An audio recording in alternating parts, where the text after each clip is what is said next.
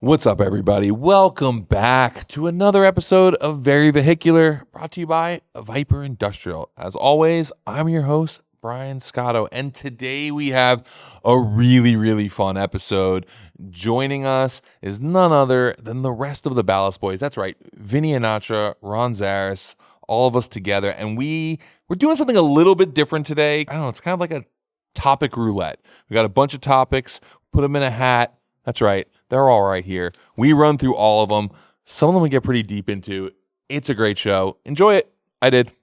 Everybody knows wearing sunglasses at night is for douchebags. Fortunately, Heatwave Visual also makes apparel. They've got great designs on everything from hats, hoodies, t-shirts, and even socks. But what they really kill at is their collabs. For example, they have an ongoing series with Chevy that includes the Heartbeat of America shirt I'm wearing now, plus a rad series with Chevy trucks. They've also worked with my friends at Eisenhower Racing, and who knows, maybe one day there'll be a Scotto edition. And if you want to see that happen, head on over to their Instagram at Heatwave Visual and get to pestering them.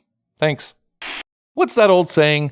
Don't ever meet your heroes. Unfortunately, this applies to cars too, as my buddy Ken Block discovered when he bought his Ford RS200. To say it politely, the suspension sucked. So we went to KW to fix it on their 7-post suspension rig. Some say it was misappropriated in the middle of the night from an F1 team, and it once knocked out the power grid of a small village. But what we do know for certain is that this machine allows KW to create any test conditions needed to best develop their suspension across the entire product line. Go check out kwsuspension.com and get yourself a kit developed on this insane 7-post technological torture device. I mean, suspension rig.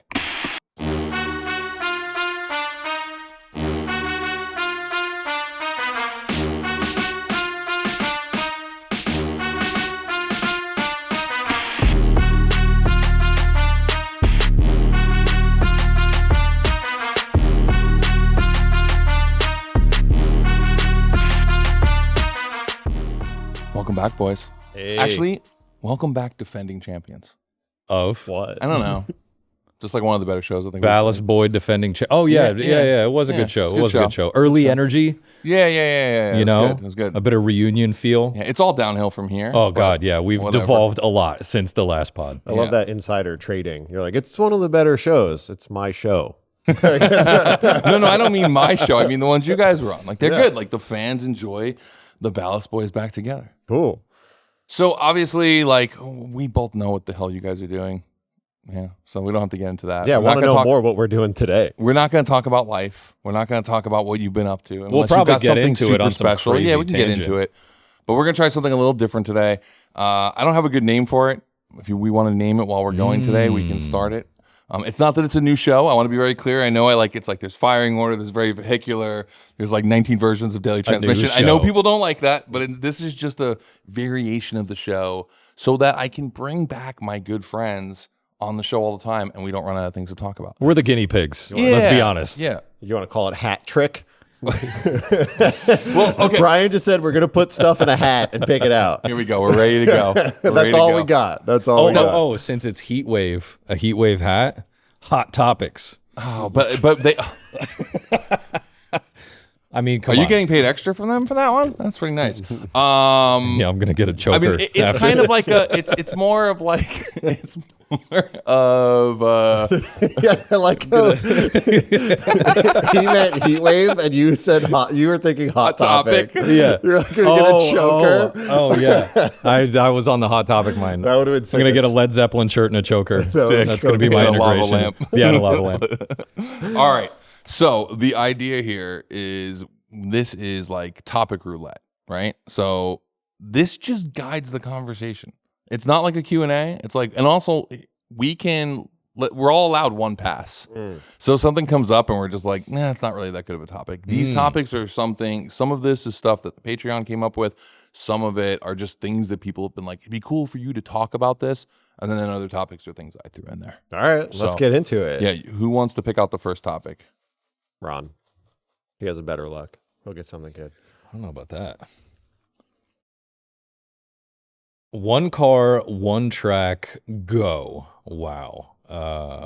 So I think the idea there, because I wrote it short, is like, yeah. you have one track, one car. Okay. What are you going to do? Like you get that choice. That it's your super holiday. Any car, like race car. Any car you want. Like, any car you want. Any track in the country or the world. Like where are you going? I don't think we can all say Nürburgring, but you can go first because you pulled Honestly, it out. Nürburgring wouldn't be mine. Really? No, I love it, but it's like I was there recently and someone was like, you need 1,000 laps before you're fast here. At least. Yeah. At so the it's very like least. you're just going to a canyon day at the Nürburgring until you're. But like, isn't that still good though? It's great. Yeah. It's I mean, awesome. like, I don't think the thing is one car, one track set the fastest lap. It's like just a good day. No, I know. But here's my thing. You're not really pushing at the Nürburgring. There's not a lot of like fun oversteer moments and stuff. It's just like high speed and butt clenching. Yeah, I don't know. I like that. Okay. But whatever, we can get into Yeah. it. We can get into it. You want to start, Ron? I do not want to start because I need a minute to think about this. I need a minute. I'll start.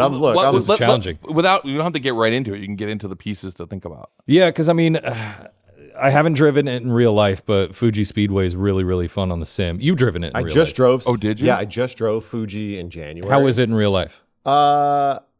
I didn't love it. It's really big, right? It's a lot of decreasing radius and like off camber. So a lot of like turns where grip sort of falls away. Now, granted, I drove it in a 992 GT3 Touring Okay. on Cup 2s and it was really cold. Oh, so yeah. the tires like wouldn't heat up. And it's not a car that you want to wad up. But holy shit, Fuji is the nicest racetrack I've ever been to in my life. Not only is it in this like insane area that's like incredibly beautiful, they have a huge hotel that is one of the nicest hotels I've ever stayed in my life. And you just like come around the track and there's just like Fuji-san right there. And So you're like, wild. It's That's so sick. sick. It's the coolest track. Wow. Like we go to Button Willow here. It's in the middle of bumfuck nowhere. It smells like cow shit and it's 400 degrees by noon. Yeah. And then you go to Fuji and you're like, this is an option? And aren't like most of all the major tracks in Japan all within a few hours from each other too? That I don't know. But Yeah. Japan's small, so I guess. Yeah. Like there's just like a collection of a bunch of good tracks all near Oh, each yeah, other. yeah. Yeah. Oh, Yeah. out there for sure. Very, very close. The yeah. back half of Fuji before onto the main straight, so hard. It like seems really simple on paper, but it's that corner has incredibly always been really difficult. challenging. Yeah. Oh, gosh. Okay, so... Here's a question before we get into it. yeah. What is everybody's like favorite American track? Like if like just a track you really enjoy driving. I mean, that I've driven, Yeah, Laguna yeah. Seca, probably top. Same. Laguna's up there. I personally really like VIR. So I never VIR got is to the- drive VIR. So mine would be VIR, Laguna, and Barber Motorsports Park. Barber is sick. Barber's really... So much good it's- undulation. It's a close second to VIR, but VIR, Well, it's the bigger. uphill S's Yeah, the S's. is like... The bump, bump, S's bump, and makes then- you feel like you're like a race car driver in DTM or Supercar. 100%. Because it's just a like you Yep. pretty much just drive straight. And you're matted, and Yeah. then the corner after it is a big balls Yeah. corner, like big commitment everywhere. Yeah. And then two really technical corners. That's a big one for me. So I was gonna say like, I don't know, so many cars to choose from, but like a Corvette like C7R at VIR. And then my other one would be like a F40 LM at Road America. Road America. Road America. Yeah. Have you driven Road America? Yeah. There's some scary moments in Road because America. that car is like, I've seen footage of it and it's like just raw straight line like animal, and everywhere else you kind of got to putt around, and that back straight going uphill and then you kind of crest and then go down like Yeah, dude. Road America's fun. I've always wanted to drive Road Atlanta. That was Oh fun. yeah, I've Yeah. never driven Road Atlanta. Me neither. Yeah. I actually don't think I have. I think that's I haven't either. But That's an easy one. C7R is fun. Yeah, I think Yeah. like a big power rear wheel drive Yep. V8. Yep. I took my C606 to the track like last week, and I was like, wow, this car fucking rules. They're so good. I've never, because like I only had one big power track car, and it was my E36, but that thing was like a handful because it's like a car. Oh yeah, that's right. Yeah, You know, yeah. myself. Yeah, It was yeah. like too many variables. For sure. But the Corvette was like, I don't know, driving like a fast V8 on track, dude. Is Now just, like, imagine insane. like because gearing on that car is super long, Yeah. right? So at Button Willow, you probably only shift once or twice. like third and fourth the whole time. yeah. Whereas like in a C7R, like Yeah, you know, all it'd be just, nuts. so yeah, for me, my quick, easy answer. I'm sure I'll want something else way later, but today, right now, VIR C7R. So like just so we're clear, so the Pratt and Miller C7R Yep. full blown race car. Yep. Because I've driven the Pratt & Miller C6 road car, which was a lot. Yeah, it's a lot. I like cars that are a lot. Yeah, I know. I like cars that are just like that you really have to pay attention the entire time. And at VIR. At Of all the VIR. tracks in the world, VIR. I don't know, but it's tough because like I haven't personally I feel the driven same like a way. lot of European tracks. I you feel know? the same way because like there's tracks I think are cool, but then when you drive them, you might not really enjoy it that much. Yeah. Yeah, because like I'd love to drive Monza, but Mm-hmm. you know, I don't know, maybe in real life, whatever. Yeah, I feel like I got to pick tracks that I You have think driven. Monza's a track where you meet No, your heroes? no. And you're like, oh, Absolutely you know what? not. I'm flying home doing one lap. No, I've been there, but I haven't driven on the track there, and it's sick. It's Yeah. really cool. Because like I think I would pick Laguna Seca because I've driven it a bunch and I really love that You have a lot track. of confidence there. Yeah, I have a lot of Yeah. confidence. I also when I always tell people I'm like it just feels like racetrack to me. Sure. Right. Like if I had to like cartoon sketch a racetrack, it's like that's what that feels Yeah. like. It's just so And corners where you have like the track working for you for Yeah, grip, yeah. like you really super commit to the uphill Turn left-hander, six. Yeah, it's so much oh fun. my god, Oh my and you God. have good runoff Yeah. too. Yeah, yeah. that's a good I one. feel like I would do that in a modern like I would want to do that in a 991 GT2 RS. It's like big downforce, tons of fucking power, Yeah. rear wheel drive, PDK, like just like something you can just smash like Yep. one like sub 120s in or something, you know? Like That's sick. So I think for me, I'd want to do something that. hold up. I know. I almost wanted to guess. Can I tell you? almost. All Okay, right. you Wait, guys wait. go ahead and This guess. Is, You guys go ahead and Brian's guess. ideal track day is driving the Lime Rock go-kart track Yes. in a Mark 1 Rabbit, but Which is exactly what I was going to that's your say. ideal track day. And I it was promise. really He has to swap the suspension the night before. So that morning he's feels only like had deja 2 hours vu. of sleep. This feels But like it deja has So it's a stock fever exhaust, so he could be on a call Right, while doing it.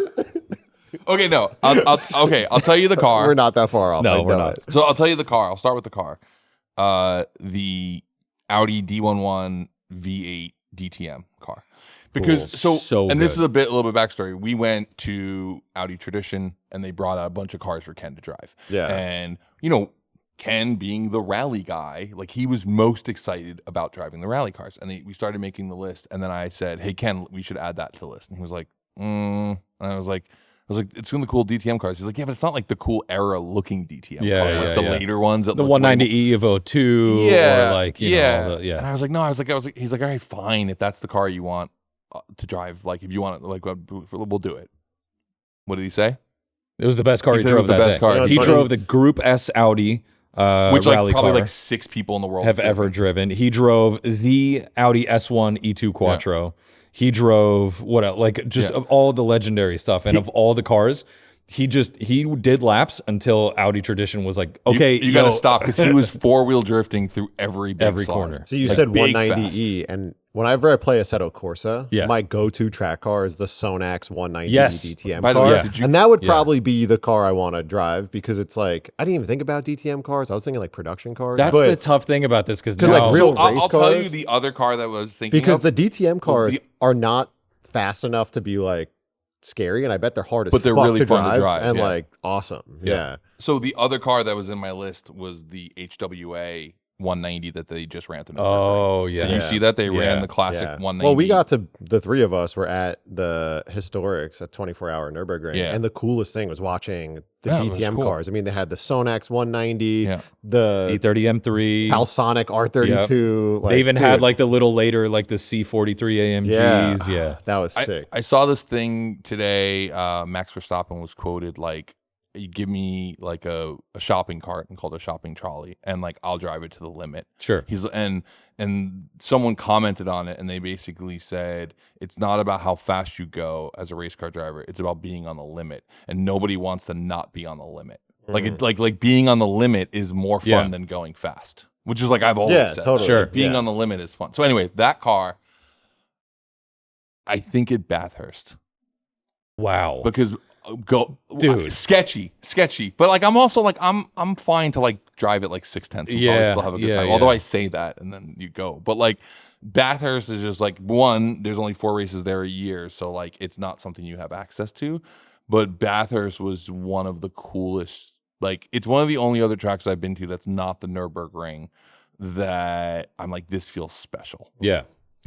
Like it just feels so like It feels so non-racetrack. Like Yeah, nobody well, would build anything like that today. the amount of elevation climb And how is narrow it insane. gets. Like super narrow, Yeah. but like the elevation climb, I mean, like you feel like you're climbing when you go to Laguna, and then like you realize Laguna is Hunter Mountain and Bathurst is like Vale. You know, it's like literally like it's East Coast, West Coast mountain size instead of like how high up it is and how big you are and like all of that.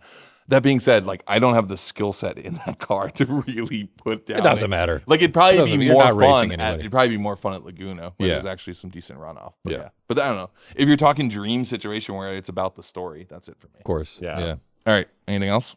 No, let's jump We're into the next moving on. topic. Yeah. Yeah. That was a really hard one. Yeah, I can't. My A brain, hard whenever you starter. have like unlimited Too much parameters, selection. I'm like, I don't Yeah. know. A hard starter. Okay. This one, I think this is one we've talked about in the past. Is California car culture actually dying like people who are not from California say it is?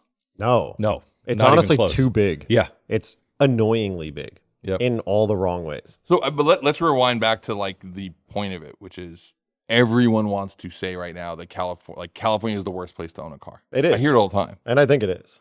How is it that is true? I would say second worst. Where do you think the worst place? I just spent a week in New York City, and there's no way. Like, horrific place to own a car. Do you follow any of like the brands out there that are doing events like Wheels of NYC? Dude, Yeah, great yeah, turnouts. yeah. They- Really and with good turnouts. Super cool cars in areas that I know are a huge pain in the ass. Yeah, to get to. and Like you drove have down Delancey to get there. Oof. you have such a different car enthusiast over there. Obviously, we're biased, but it's so much harder to own a car there. Like, you got guys that have a car that have garages like deep, like in the Bronx or in Brooklyn or whatever. You know, we've all done it.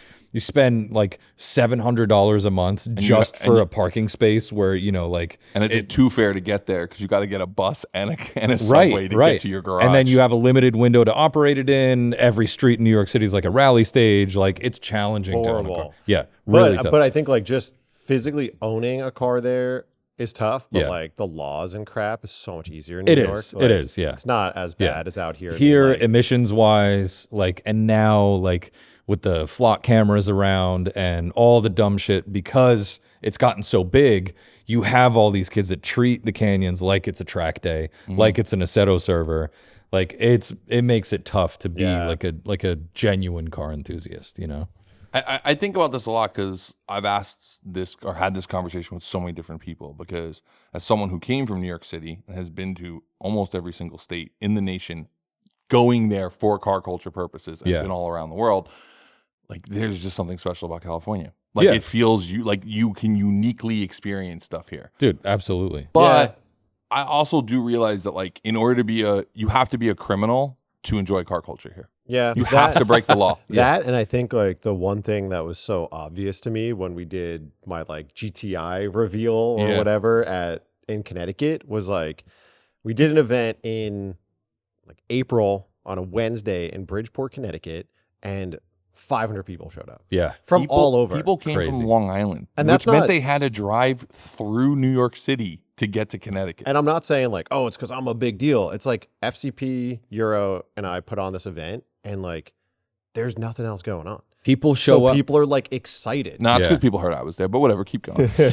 But I think out here it's tough because there's so much going on Yeah. every weekend that like you can't even stay on top of like going to it. And a lot of the events are now just like flooded with like idiots because it's like the wrong type of people going there, like having two-step competitions and everyone's vlogging everything. Yeah. And it's just like, But I will don't say, know. like, in California, compared to anywhere else, within like a 50-mile square radius, you could have the pinnacle of 2000s JDM. You could have the peak of 70s Porsche racing. You can have singers and you can have whatever. Like, everything is here. Whereas anywhere else in the U.S., like, good luck finding more than one R34 anywhere Yeah, close yeah. to you. I mean, look at our local Cars and Coffee. it's nuts. Like all makes, and we're is- talking hyper local, hyper local, Long Beach only. Yeah. Which, by the way, if you're listening to this and you are, let's say, from New York City, Long Beach is the equivalent of like outer Queens to the rest of Los Angeles. It's the Bronx. You know, I always like- see that people call the Valley Queens, and I'm like, no way. No, Long Beach is Queens. Yeah. Long Beach is Queens. Anyone who does that, they do the map where they're like, oh, whatever. Like, Long y'all don't Beach live is here. Queens. Yeah, or you haven't lived in New York. Yeah. You know why? Because there's not enough of a dangerous element in the Valley to make it feel like sections of Queens. Because in Queens, you're like, wow, it's really nice. Oh, wait, where Have are you ever we? been to Canoga Park? I should get up. Sorry, Canoga Park residents. Just catching strays, Yeah, literally. hey, look, people talk shit about Long Beach all the time. Canoga Park sucks. I like that people talk shit about Long Beach. I don't want people to move here. I'm good. No, I'm it's pretty great. stoked with how It's- it is right it's now. great as is. Got Michelin stars no one knows about. There's a It's sick. barrier to entry. Yeah. It's sick. So yeah, I think it's cool. I think it's a bit too much. I think You've the talked laws about here leaving- are fucking brutal. You've talked about leaving California. Yeah, You haven't. I dream about leaving California. Yeah, just because like I mean I want to do this car dealership. Where would thing. Where would you go? Or Or do you not want to talk about Tennessee, that? Tennessee? Georgia, North Carolina. Okay. So you think you want to move to Tennessee? Yeah, He's Ron, I've From been to Tennessee. Tennessee once. I don't even know what it's like there. It's great. It's a wonderful state. It's a wonderful Yeah. state. But car culture wise, and I don't know, I haven't been to a car meet there in a really long time, whatever, but you run into the same thing. Like there, muscle car heaven, right? Like highway cars all day, street racing, great scene out there. Not that I partake in that. But like for the stuff that you like, it's a lot more challenging to Yeah. find those kind of groups of people and groups of cars. Oh, I know Like, it. I it's- think it's the way problem tougher. here, because I want to start selling cars more for the dealership, is I like modified cars, and I would love to be more of like a RMC Miami style thing, Mm. while also doing like higher end Porsches and like whatever Yeah. supercar bullshit. But the problem is California is fucking dealers right now because Top Rank just got audited Oh, really? like 500 cars because you're not allowed to sell cars in California because they won't pass emissions. Right. Yeah. But people in California want the cars, so they have LLCs in different Oh, states. interesting. Yeah. But unless they physically ship the car out of state, Right. Because you need they like the have bill to of eat the lading. sales tax. Yeah. So now it's like if I buy a modified car, I pretty much have to exclusively sell it out of state, Sure. which I do a Because lot of. to but sell in California, you have to sell it smogged. you have to sell it Has smog, to be smogged, yeah. has to pass emissions, do Yeah. all the shit. So it's like a lot of cars that I get that I love, I just have to be like, California person wants to buy, I'd be like, hey, you have to have an address out of state and ship it out Your of state. I biggest don't care what audience. happens to it Yeah. after that. But you know, it's like Do you feel like, because I know right now everyone's talking about how CHP is cracking down, there's like a mandate to crack down on plates, all these other things. Do you see that more? I ask it because, like, I'll be honest, like, I don't really drive cars that like cops want to pull over. Like, unless I'm driving the 911, the Ferrari, I don't drive them that Yeah. much. So like when I'm cruising in my Rabbit, like a cop ain't trying I to don't pull me know. over. I'm But like like- you're driving cars that like feel like when you're in a 3RS, like that is, I feel like a bit of a target these days. yeah, but I'm like a bald white guy in my like Yeah. elder 30s. We you need know? someone like, to come on who drives a G37. But I also drive- and ask them what it's God. like to be a car enthusiast. like I in drive California, I right? drive super normal. Like I don't really get pulled over for moving violations in Yeah. general, so it Yeah. doesn't matter. But if you're an asshole, like I remember the time you Yeah. and I went to a meet and you got pulled over with like a different plate on your car. 'cause I you got pulled just over with a bought it. fucking Oh. Hoonigan plate, and they almost impounded my car. That's right. Yeah. I remember. Yeah. I will say, driving to the gym the other day, there was a roadside sniffer test. Whoa! Where they were- no way. Yeah, on like right off of Catella. What's that first street that you take a don't left know. off of Catella? Whatever. Where Mooney's is. Mooney's Pizza. Yeah. There was a sniffer test. And what they do, and I read about this, you don't actually don't have have to- to you pull don't have to over do for it. it. But they have a sheriff right there to intimidate you, Right. apparently, Yeah. to go do it. Yeah, but like if But you're I was late like, for oh work, man, it's like, But I got yeah. pulled over there the other day, like right in that same area. Yeah. I'm driving the Corvette, and I have dealer plates, so I swap them on and off cars. I just Yeah. forgot to look. Like, you know, just I forget everything. Yeah. Forget I do- one I thing do when it I all leave the my time, house too. all the time. So I'm Yeah. driving the car, and it like hits me as I'm like driving. I'm like, fucking, I have a license plate on the car. I know I forgot to put it on. So I'm like coming over the hill, and I see a cop posted up, and I like clutch in, and this thing is like sounds like a NASCAR. You're doing the idle like, pass.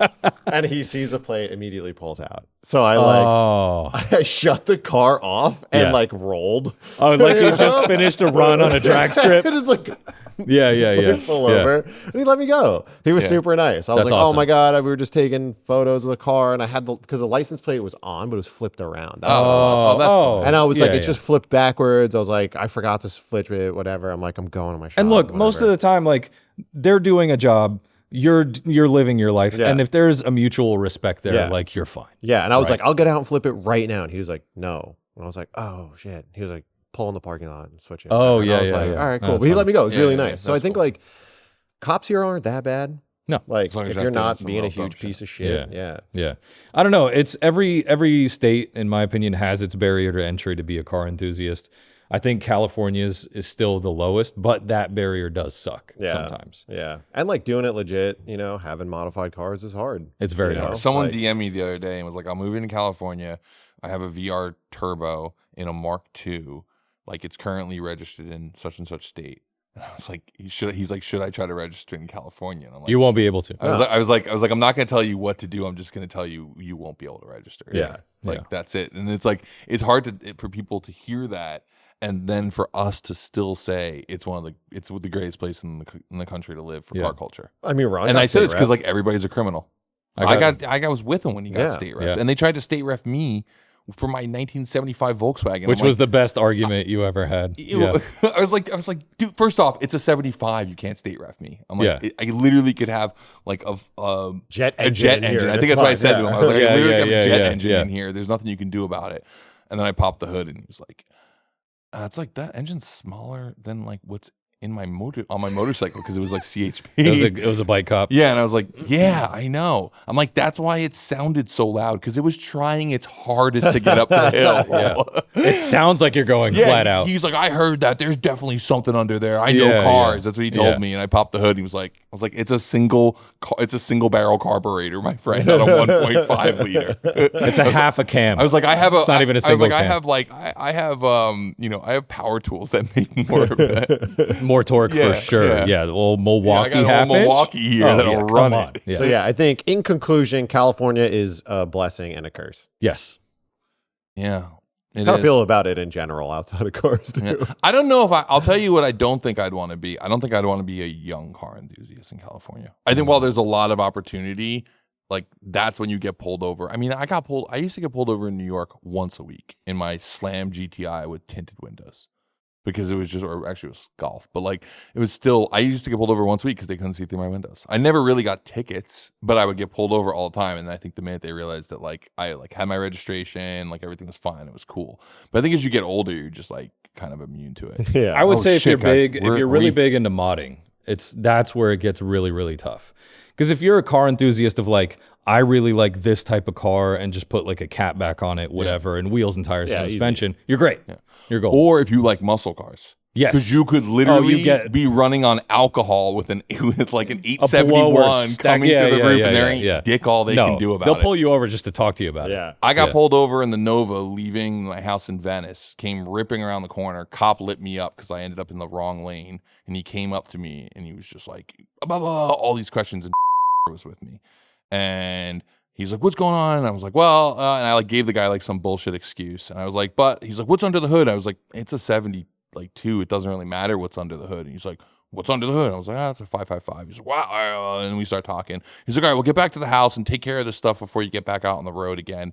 And he looked at the cop and went, you're fucking kidding me, right? You're going to let him go? And I was like, what the fuck, bro? What the fuck? That's such a thing to do. And I was like, what, dude, what? And he's like, why do you always get off? And I was like, I don't know, man. I don't know. So maybe we're just lucky. Yeah. Maybe. I'm sure there's somebody else who had their car impounded who's listening to this going, fuck those dudes. Yeah, probably. probably.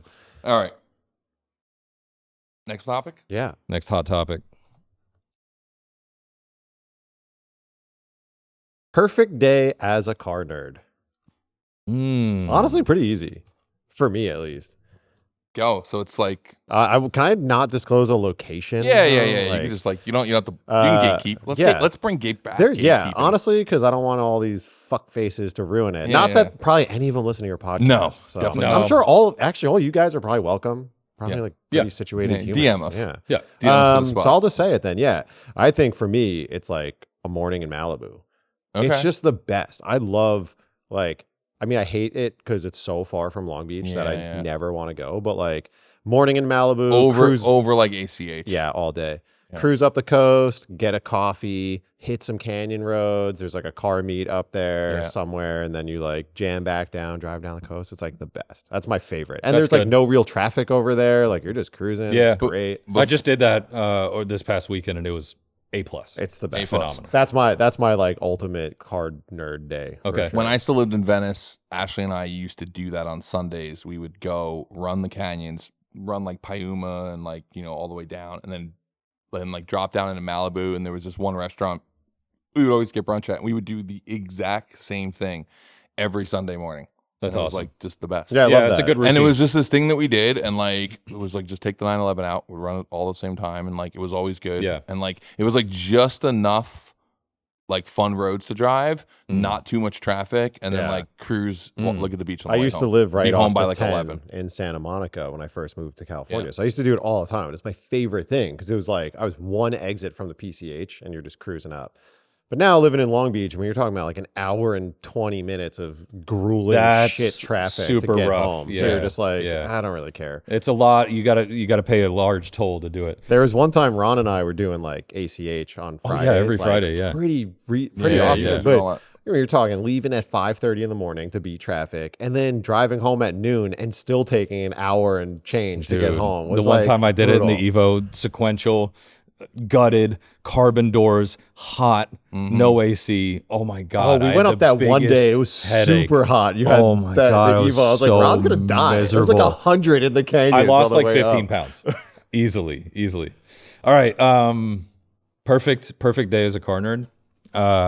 For me, new car purchase road trip. Ooh, That's a good one. love That's it. a top To three me, for me. like there's no feeling like you just bought a car. It's a car you've been thinking about, like you've been looking for it. You find your perfect example, and then you got to drive it. You get to know it. You do fun roads. You do highway stuff. You really, really like immediately get that satisfaction of driving that thing in all different situations. Like I bought my Evo RS way back in the day, 2012. I was living in Utah. The car was in San Jose, and we drove through Tahoe. We drove through Nevada, like and then like the mountains in Utah. Like, dude, I still think about that road trip to this day. I love that because I think that when you get a new car, or like it's kind of similar when you buy like a project or you finish your project car. There's Yes. like the first run jitters. you Yeah, know? yeah, yeah, And it yeah. takes you a little while to like shake it out, but I Mhm. think it's cool to buy a car and drive it really far first because then you get it home and you're like, oh, this thing rules. Like, Yeah. it works. And you get over You know? it. Yeah. For me, like that was this experience was picking up the Ferrari. Tony Mm. and I fly up to San Mateo. We went to San Francisco Okay. to get it, and then we we took 11 hours to get here. Like think of how out of the way you have to go from San Francisco to LA and Yeah. take 11 hours. And we That's just just a drove. standard Scotto road Yeah. trip, though. Yeah, but we were just like, Route 1, Big Sur, like bounce Stop around a bunch for of stuff, stop for photos. photos, like just cruise the whole way, just like Yeah. enjoy the ride. And it was definitely like the first hour I was nervous because like every light that like goes on or weird noise. Especially but, like, in those yeah, things. yeah, Oh, yeah. God, but like yeah. once you're on hour 9 of like driving, an Italian car made in the 90s, you're like, this thing, I'm invincible right Yeah. now. Yeah. Like I got to It's fun. LA and I was like driving like a New York City cab. Like I just didn't care. Yeah. It's like Yeah. in it. And honestly, like it's the best moment I had in that car. Like I haven't had a moment since then. Like Yeah. it's cool to cruise around Yeah. with my buddy with another Ferrari. But like other than that, like I don't know. It's like I just like haven't had that same experience. Yeah. Like that served. But for me, I would say nothing's better than like whether it's finishing a project car or just getting a new part on a car. Mm. Getting it done like around 6 p.m. and getting out and cruising with the boys just as it's starting to get dark. Like high, like you know what I'm saying? Like, and for me, that's more of like I don't know if I have those as California memories. I have them as like Queens and Long Island memories. I was gonna say, I feel like that's heading like to that was like DPA. young life of Yeah. like you're working on your car all Like you day. spend the whole day Yeah. working on the And car then just and to finish it to like hit a car and meet it at just night. works. Yeah. And then it's like you get to cruise like, and then like you get to meet up with everybody with 4 or all 5 your new cars, stuff, with all like- your new stuff, Yeah. and like Yeah. that, and like That's it's solid. working. Like That's like solid. a really, really, really good day. Yeah. Yeah, that's nice. I was thinking about that the other day because I was like, I don't know if I like have really enjoyed cars in like a couple months now. Mm. I told Brian today that I worked on a car without any sort of video. Like I just did it in my Oh, man. garage. And I Yeah. was like, oh, man, I miss this. Like just like doing it. That's all I've been doing. Yeah, It's It's great. great. It Yeah. makes you enjoy it again. Yeah. I don't know. Like recently, I don't know. Like everything is either to make content or I'm just like too busy to just do the simple thing, or it's Yeah. like fixing something that I don't want to fix. Which Fixing is the annoying worst. things Yeah. sucks. Yeah, like I really want to do this. Yeah. I was like, and I was thinking about this just the other day. Of like, man, I miss like the simplicity of putting on, just lowering your car Yeah. and just being like, that's sick. Yeah. Yeah. Like everything I do now is like too big. It's like it's so big that like when I get in the car, like not only am I nervous something's gonna break, something's gonna break because I've turned too many nuts and bolts Yeah. for it not to. Like there's something so nice and simple about that. Another one I also enjoy, and this is because it's the masochist in me, is I enjoy an all-night haul and the car starts at 4:30 in the morning. Nah. No, when it actually fires and you've like been up all night. No, and because it you know fires, what? It's great. Because if you're doing that, well, we're different people drastically. Because if I'm doing that, it means that everything has been going wrong. You know, like if I'm in that position, I'm pissed off. Like I'm not like, Yeah. oh, what a good day. I'm at the For shop Scotto, at it's everything's 4:30 in the gone right. morning. Yeah, Yeah. That's we just Yeah. operate different. I had one night when I was young where me and Jay Slack stayed up all night trying to get his car ready, and then I think it broke, and we drove a different car to H2O, and it was still a great night for me. See, I think it was still if fun. you're doing it like with the friends and like Yeah. some like, you know, it like can't be like work related. fever dream type Yeah. shit, then Yeah, like it's yeah. fun. Yeah. The closest I've gotten to that was when I finally got the Evo done and dynoed. The dyno day took Yeah. all day, as it dyno does, days yeah. do. Yeah. And at that time, I had the carbon doors with nothing on them. So it was Yeah. just the skin. The car was gutted, no headlights. It was nighttime. And We're like in the the middle of an wonkiest industrial alignment. park. The wonkiest alignment on earth. And I remember doing that pull. It had just done like Yeah. 800 some to the wheels. And it was cold. The tires were cold. And I did second to third, and it broke all 4 loose in third. And it was all over the place. And I was like, this is the sickest thing on the planet. I gotta say, but like a week later though, we went to that Cafe 86 meeting. Yeah, and we yeah, all yeah. cruised home from that. That was a great And that one. was like just like that moment. Yeah, stuck that was out. really it was fun. good. It was like you had the FD. It was Yeah. spitting fireballs. I was in the Yeah. RS2. Yeah. Zach had his Z06, and you had the Evo. Yeah. Yeah. The feeling of your car making it through a dyno day and then getting to rip your project car Rare. for the first time ever is one of the best feelings ever. Like when I built my 1J S14 and Yeah. like we dynoed it and it put down 550 wheel, and then I got to go out on the street and like hammer it. Dude, It's hard to nothing beat. feels better. It's hard to beat. Yeah, that's a good fucking Yeah. feeling. Yeah, I wish I knew. All the cars I've gotten to that point still don't run right. Like when we did my LS E36 and we tuned it and then brought it back to the yard and just like ripped second gear burnouts in it. I was like, I have was that. sick. I was going through old iPhone stuff the other day, and I got to send it to you. Yeah. I found that clip. That was sick. That 'Cause car it's like, sounded so rowdy. It sounded so rowdy. It's still not completely together. Yeah, it had like It's no fenders on it, no no hood. fenders. Like things are getting held on by like clamps, but you got to rip Yeah. it, and that's such a sick feeling. That's yeah. a good feeling. yeah. All right, next up. Next up. All right, what do we got? That's a longer one. Oh wait, did that one go back in? Yeah. It's the California car culture. You're like, wait, hold on. That one It'd went be in. funny if we just ran it back. Somebody in the Like, I had comments no idea. saw that happen and is like, I probably did it. And they're probably like, that's going to get picked again. What do we got? What do we got? All right. What car sold today is a future classic, and why is it not affordable now? Not affordable now. Yeah, so I truncated this, but it was basically like, why, like, well, I guess it's really like a multi-question. Like, are there any future classics that are normal cars today? And like, we obviously have waxed poetic on like the GT8 6, I know one. but like, C8 ZR1 is a fucking historical car. but that's not affordable. Oh, what was That's the point, I think. I guess the point is okay. like, are there any modern classics? that are easily accessible. that are actually accessible that we're cars just today? sleeping on. Because like all of the cars that people are dreaming about now were Not not all. that. A lot But of like the, muscle a lot cars of the, and not even stuff. muscle cars, like M3, like those were Okay. not. they were- E36 M3 was an approachable. was a whatever car it was for an, the It longest was an time. approachable car. Like Yeah. there were kids in high school who were getting them because their parents were Then rich. no, I don't But think so. but like now everything feels like really, really up Like there. I think cars like the G87 M2 and things like that are just gonna like they'll just like be old cars. Yeah, Like, a I lot don't of think anyone's those- gonna like sought after them. A lot of those, they're just really like inaccessible now too. For a Yeah. lot of people, you know, like they're expensive. Yeah, maybe a Any- Mark V Supra. I don't know. Kinda. They don't really. That's like right on that limit. They don't like hit for me in terms of like thinking like people are gonna like go back. Look at it and as a Yeah. classic. I don't know. I think the GT86/BRZ will be the modern Miata. Yeah. Do you know what I'm saying? Where you're like, Mhm. yeah, that's a really great car. It's like it's affordable then. It's probably still affordable. There'll be a ton of them out Yeah. there, but like nothing. Where like I knew when I drove the Evo 8 and the Evo 9, they were going to be modern classics. I knew the Z06 was going to be a modern classic when I drove it. Yeah. Like even just the regular C6. Like there's just a bunch of cars from a different era. Like Yeah, I can't really I think know you anything don't- that's affordable Today. Like, yeah. the whole, I mean, all new cars are so expensive. all new too. cars are so expensive, and especially all new performance cars Yeah. are just on a level where like most people, it's just not realistic. Yeah. to have. What's being made that's cool, new, that's like affordable. I think That's that's the a- question. that's- I think that's what the question that's is. affordable now is the biggest challenge. Yeah, because there's a crazy amount of performance cars that are really good, unbelievably good, that are Yeah. being made right now.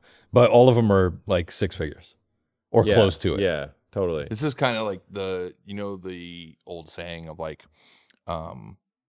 everyone used to have horses, hmm and when the car came out, only the rich had cars, and now only the rich have horses.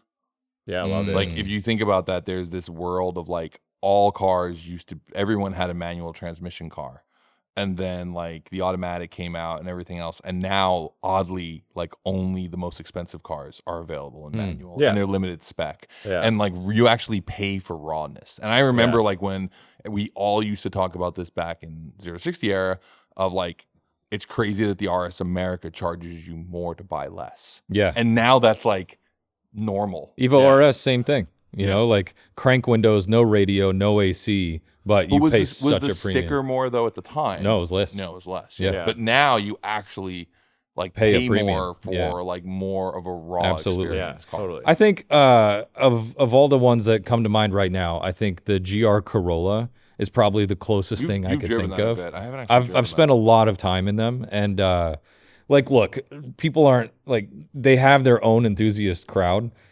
I think driving wise, there's nothing else at that price point that's anywhere close to driving as well. Yeah, I as think that does. Toyota is really the only one hitting like the affordable new sure. fun car with the Yeah. Corolla, the 8.6, the Supra. Like, I brought this up Great in another lineup. I brought this up in another episode. Toyota went from like one of the most boring brands when I was at the magazines to now probably one of the coolest brands. yeah, I mean, I say Yeah. that like my favorite generation of cars is like 2000s. Yeah. Yeah.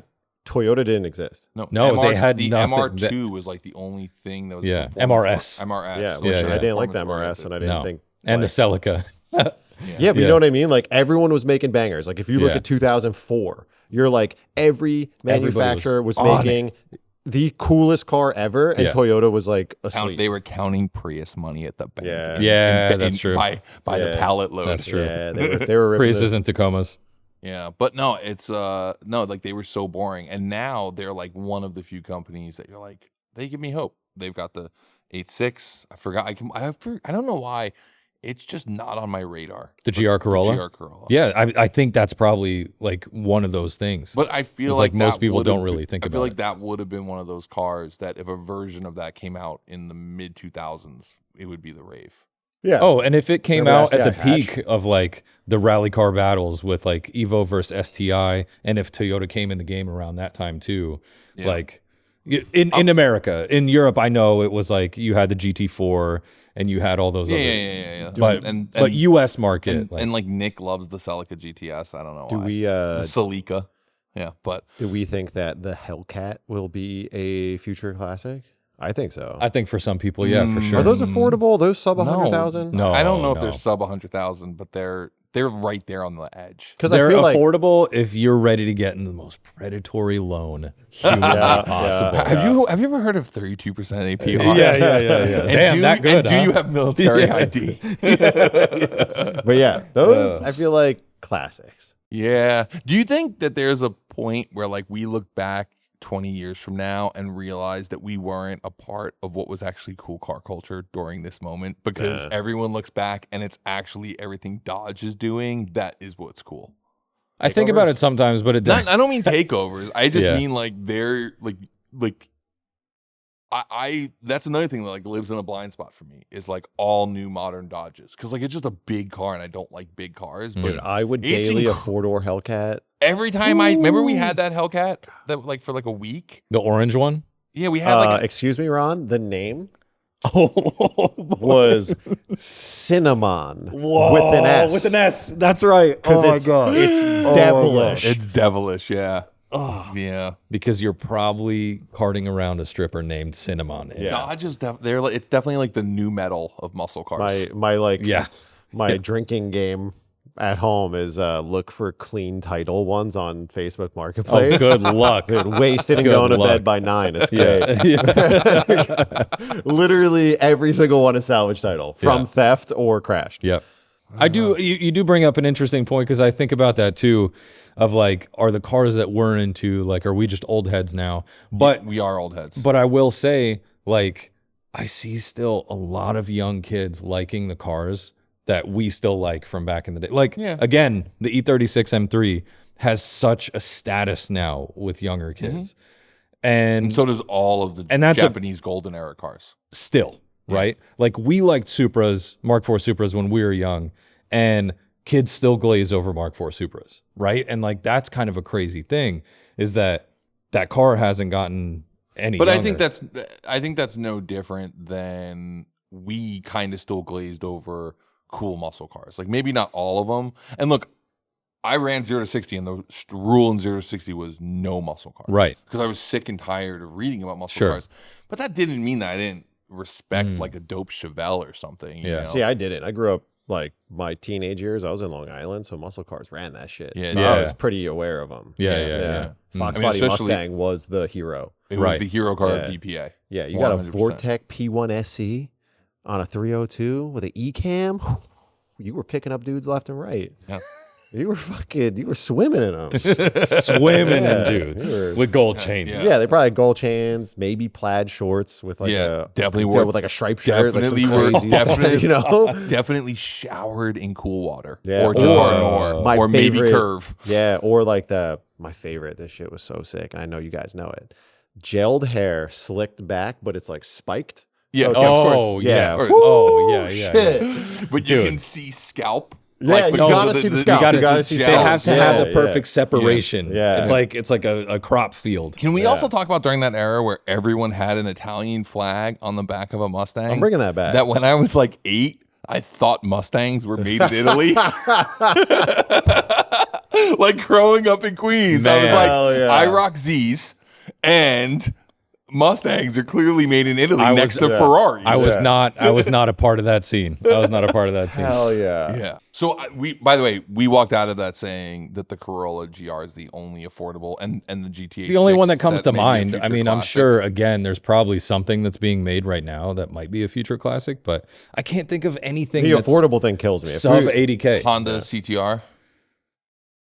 I like the Integra Type S. Okay. But Do you? will it be I think it's beautiful. It's Really? such a cool looking car. I Yeah. saw one today on the way here and I was like, sick. It's got like wide old fenders and stuff. Wow. It looks cool. Nick's got something. I got one for you. Alfa Romeo Giulia.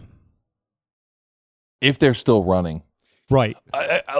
And I love an unreliable car. Like, Yeah. that is my weakness. But everything I know about them. Didn't Matt just got one? He did. right? Yeah. My Matt neighbor- Sicillo just got Matt one. My neighbor saw. Daly's one. They're great looking cars. Yeah. And it always sound good. comes home not on the back of a. Yeah, flat. he's got a loaner right now. Because recently, No way. By the way, recently- is the Alpha Loaner just a BMW? no, it's like it's whatever they're like. It's just a 3 Series because every time I see an Alpha, I'm like, is that a really good. No, that's just an Alpha because it looks. But he's got too much like a got one, BMW. and he dailies it, and it's been fine. But just recently, I heard him come home, and it sounded like it either had rod knock or an exhaust leak. and it's probably got like 19,000 miles. On it. yeah.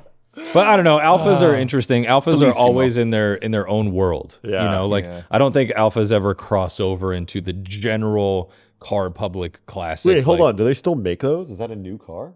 Oh wow! Yeah, Wow. Yeah, they're still in production. They're sub 50K. What? Yeah. Wow, I Well, thought they base- stopped base- making base those. back. Like Wow, that's a 2014. lot of car for That's a sub lot of car 50. for 40. Yeah, I mean, granted, you only get to drive it for Doesn't matter. 1/4 of the year. That's still 'cause a it's in lot the of shop car the for that rest of price. it. Wow, I was like, that's kind of sick. You know, You get it with a really good warranty. I gotta say though, if they have loaner cars, it's great because I had a Gen 2 Raptor that was in the shop every other week, right. and the Ford dealership. I used to take my bicycle with me and then ride home because they didn't have like a Oh my loaner God, or they I didn't even pulled give you a that move ride. before. They didn't even give you a ride. I will say the Lexus dealer gives you a brand new Lexus, That's even if you're nice. just getting an oil change. That's nice. Yeah. Are you Raptorless at the moment? Yeah, I have no daily. Whoa. What do you mean? You I have a- no vehicle. That's Don't- Amy's car. I drove it because she's home tonight. Oh, okay. Sick. Yeah, I've been dailying the Corvette and the Sick. GTR I mean, the and the 360. the That's Corvette's just a pretty The daily four-door? car. huh? You've been dailying the 4-door GTR? No. Oh. I bought a R33. Oh, I didn't know that. Yeah, I just got it, Oh, like, congrats. recently. Nice. I think this is the first time anyone's hearing about Yeah, it. Nice. No, the 4-door. Please, anyone out there want to buy it? Great car. Yeah. Give it to you cheap. No, I have a drift car. I don't Wait, like you it, bought though. a Ford? Oh, 34 GTT. Oh, really? I traded my S15 for it. Oh, you told me about that. Yeah, But yeah, so I I've- forgot you even owned the 15. Yeah, I've just been dailying nonsense, which is good. Except I like, daily nonsense every day. What's the Except specs on the 33? I got it from Brad Nielsen. Nielsen. Yeah. Oh, good dude. Yeah. He had to sell some shit and hit me Wait, up. it's not his super modded one. No, it's a white R33. V-spec? Yeah. Sick. V-spec. It's got GT 2860s, Haltech, R35 coils, Wow. some other I got to shit. ride in that thing because our one that we had at Hoonigan was a little tired. Yeah. This one's cool. Yeah. It needs to Yeah. be tuned though because it came from high altitude. So Oh, I haven't ripped, that's I haven't right. ripped Oh, wait, on Brad it at all. from Utah. Yeah. Yeah. Yeah, Yeah, He's good got dude. a ton of stuff. Yeah. Cool guy. Yeah. I don't know. I was just like, he gave me an offer I couldn't refuse. And I was like, fuck, I'll buy this thing. Nice. So, yeah. Good. Yeah. It's cool. You got to drive it because I know you've wanted one for a long Yeah. time. It's like the one. It's because it's a actual Japanese car I fit in. Yeah, it's a big car. But you're a big no right-hand drive guy. No, I got to say, I don't mind every it. once in a while, Tommy will send me like a link to like a left-hand drive car because they made them Oh, for interesting. the For middle, UAE. for the Middle East. Yeah. I really don't mind driving right-hand drive except for talking to people about it. Like at a light today, some Oh, dude's yeah. like, beep, beep, beep, beep, beep. Is I like that you're driving on the other side. Is I'm that like, from London? cool? Yeah. You're like, I don't care. Well, it's what's always interesting to me, and it's like whenever someone says this to me, to anyone who listens to the show, I'm sorry, but if you come up to me and we start talking about my RS2, and I say I imported it from Europe, and you ask why is it not right-hand drive, my response to you is going to be you need to travel more. Yeah. Because like for some reason people think everything outside of the US is right-hand Right. drive. All right, before we go on to the next one, we're going to take a quick little break because Vinny drank too much water before he came on.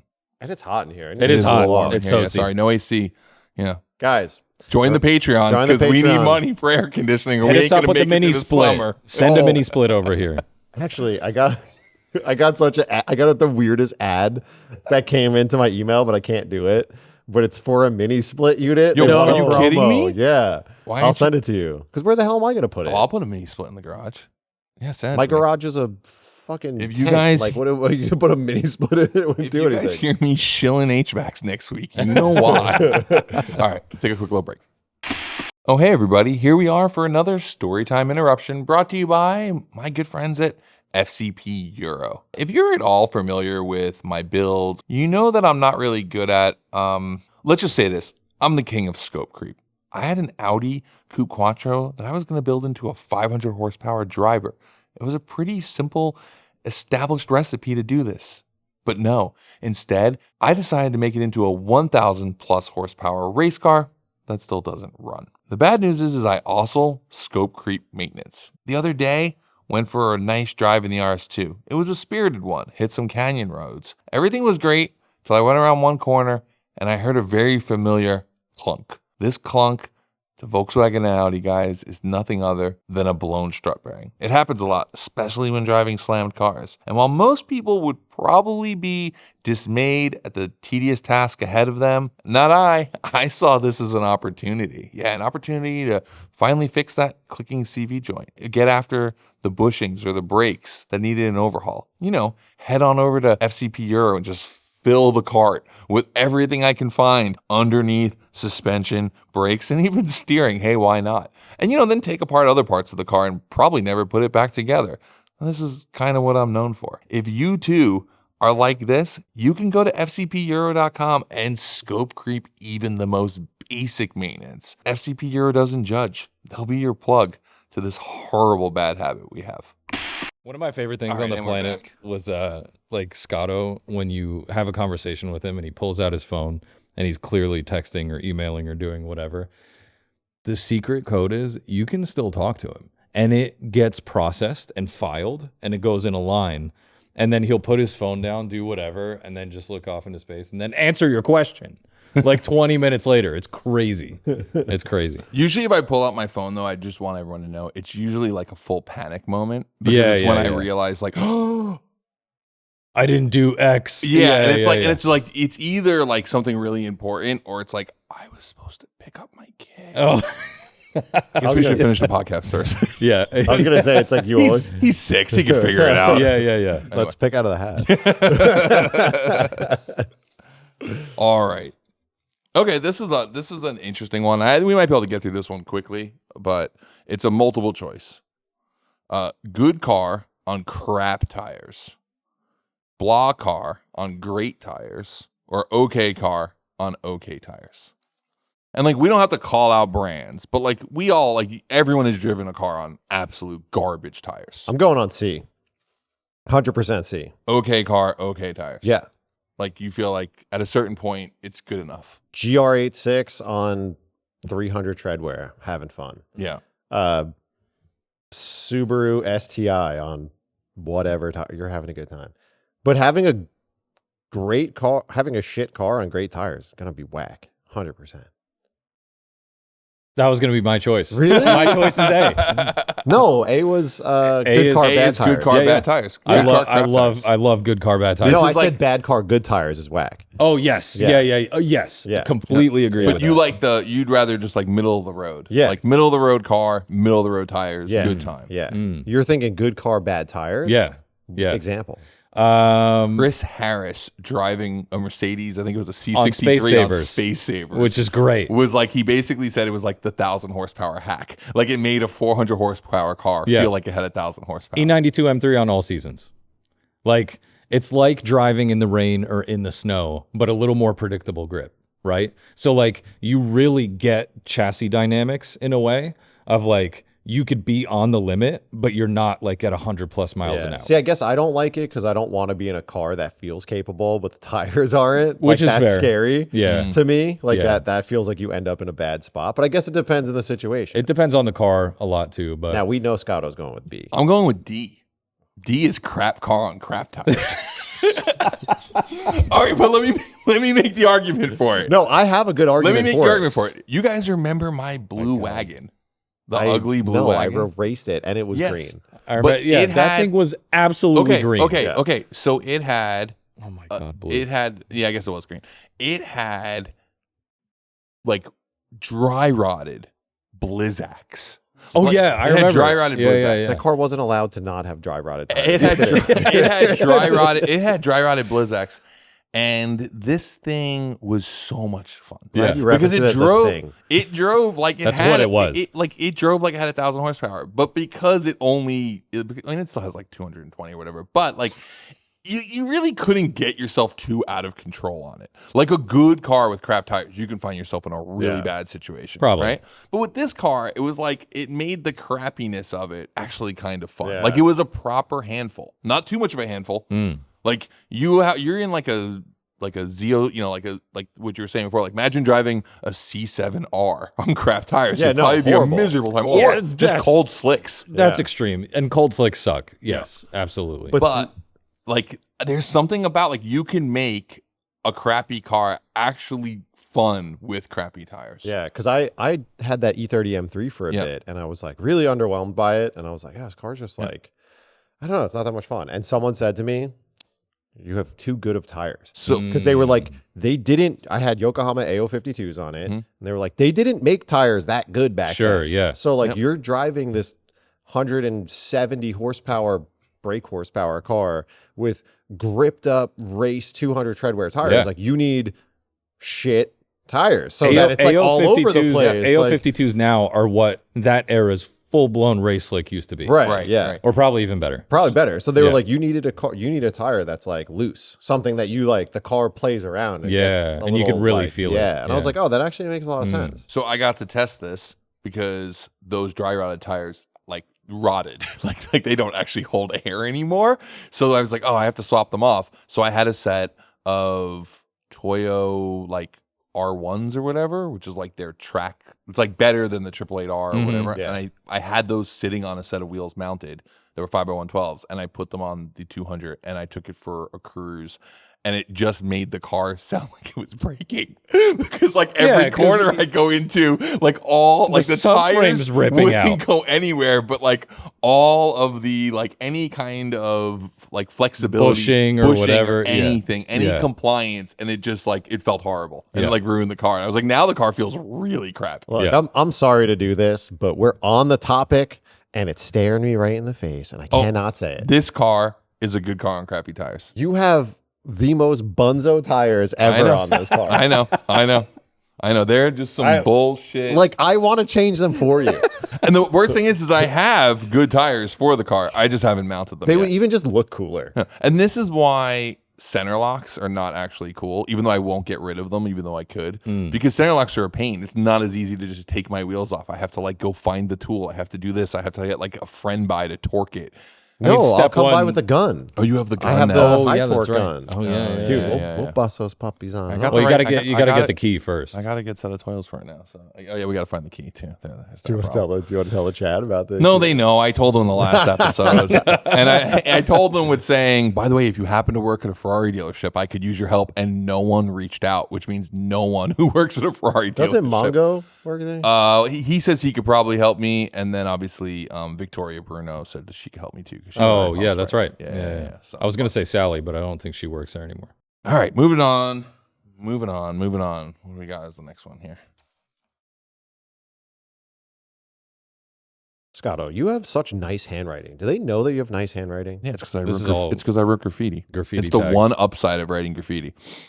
Being ran through the system at 13. The is not manual one. transmission is facing extinction. Does it matter anymore? So I'm going to be straight up. I added this one because it was a topic I wanted to talk about with you guys when we got into the best driver's car. And I was saying, like, I don't think it could be on the list because it's not available in a manual. And you were like, I don't think that matters anymore.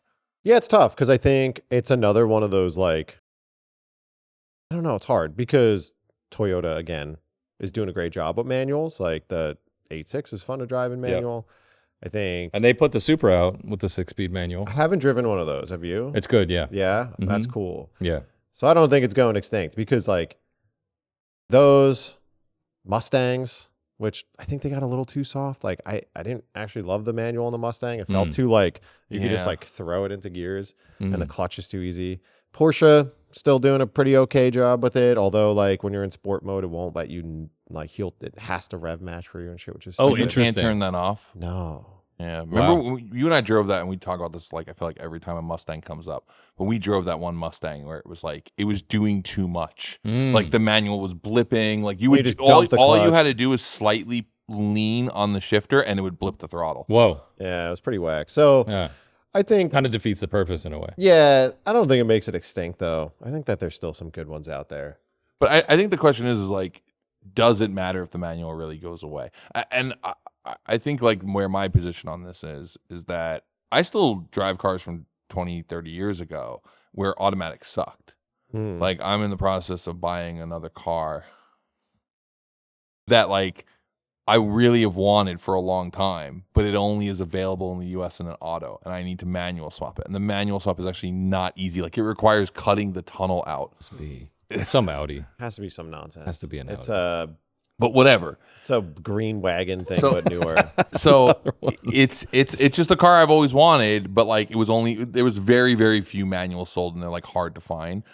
But like an automatic from the 90s is like unbearably bad. Yeah, it's terrible. Like, I have Is it a car that's already been brought up today?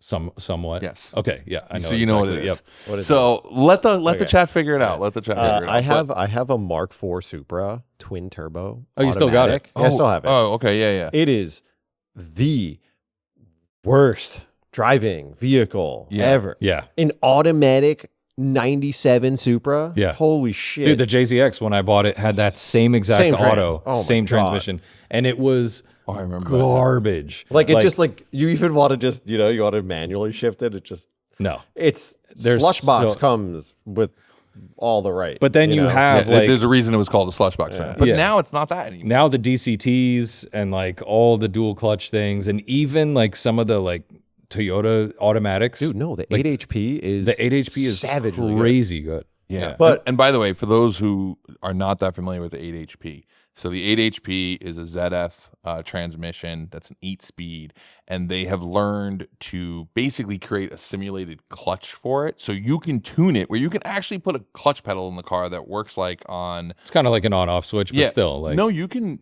Oh, they, you- they, oh, they can they have mellow it out. hydraulic controls for them now, Oh, where it interesting. literally moves hydraulic that then moves like a potentiometer Wow. to like control the clutch release. Yeah, it's insane. I mean, the amount of programming that's like going into like that. people are not doing sequentials because it's way cheaper. It's cheaper. They don't need services. Yeah. But Yeah. they're heavy. They're big. sure. But you Black can sole, also, they don't clunk. but you can go to the track, like sequential shift every corner, Yeah. and then you can throw it into automatic and like cruise home and eat Chinese food on your lap. But my thing is like you because know, like- I'm doing a manual swap in the Supra, and I decided I want to just put a V160 in it, the original 6-speed trans, and Yeah. everyone is like, why not ZF8 swap it? Yeah, Whatever.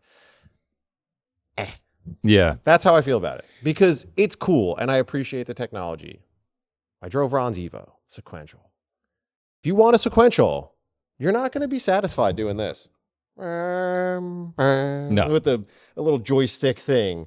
Like you want a sequential. 'cause You wanna want the experience. Smash that synchro Yeah, in yeah. and like feel it. Like you want all that stuff. If I don't, then I just want a manual. And if I don't want that, then I just want an automatic. Like Sure. I don't want this like weird In between. middle thing. Like what are That's you a great getting out of option it? I for don't know. guys that are building track cars that are trying to get faster. That, Yeah. You know, Well, a better big options reason there. that people started to develop them was because they could handle so much power. Yeah. Oh, So like right, they can yeah. handle well over 1,000 horsepower. That's cool. And like a lot of other transmissions just can't. Yeah. that's I mean, just I'm buying a fall V160 swap off someone because they put an 8 HP in the car. So Wow. like, I think there's a time and a place for it, but like my use case for stuff is like, Yeah. I don't want it. I don't know. My opinion on it is that like it's very, very car dependent. Like some cars really should be DCT because they're engineered around it, and some cars absolutely need to be manual. And I think a lot of the new cars are engineered around like a dual clutch style. Like think about the ZR1 that you drove, the C8. Yeah, like, no, you don't want manual. You don't want manual in that. It would be a disaster, right? Like Yeah. it would kind of defeat the purpose of what that car is.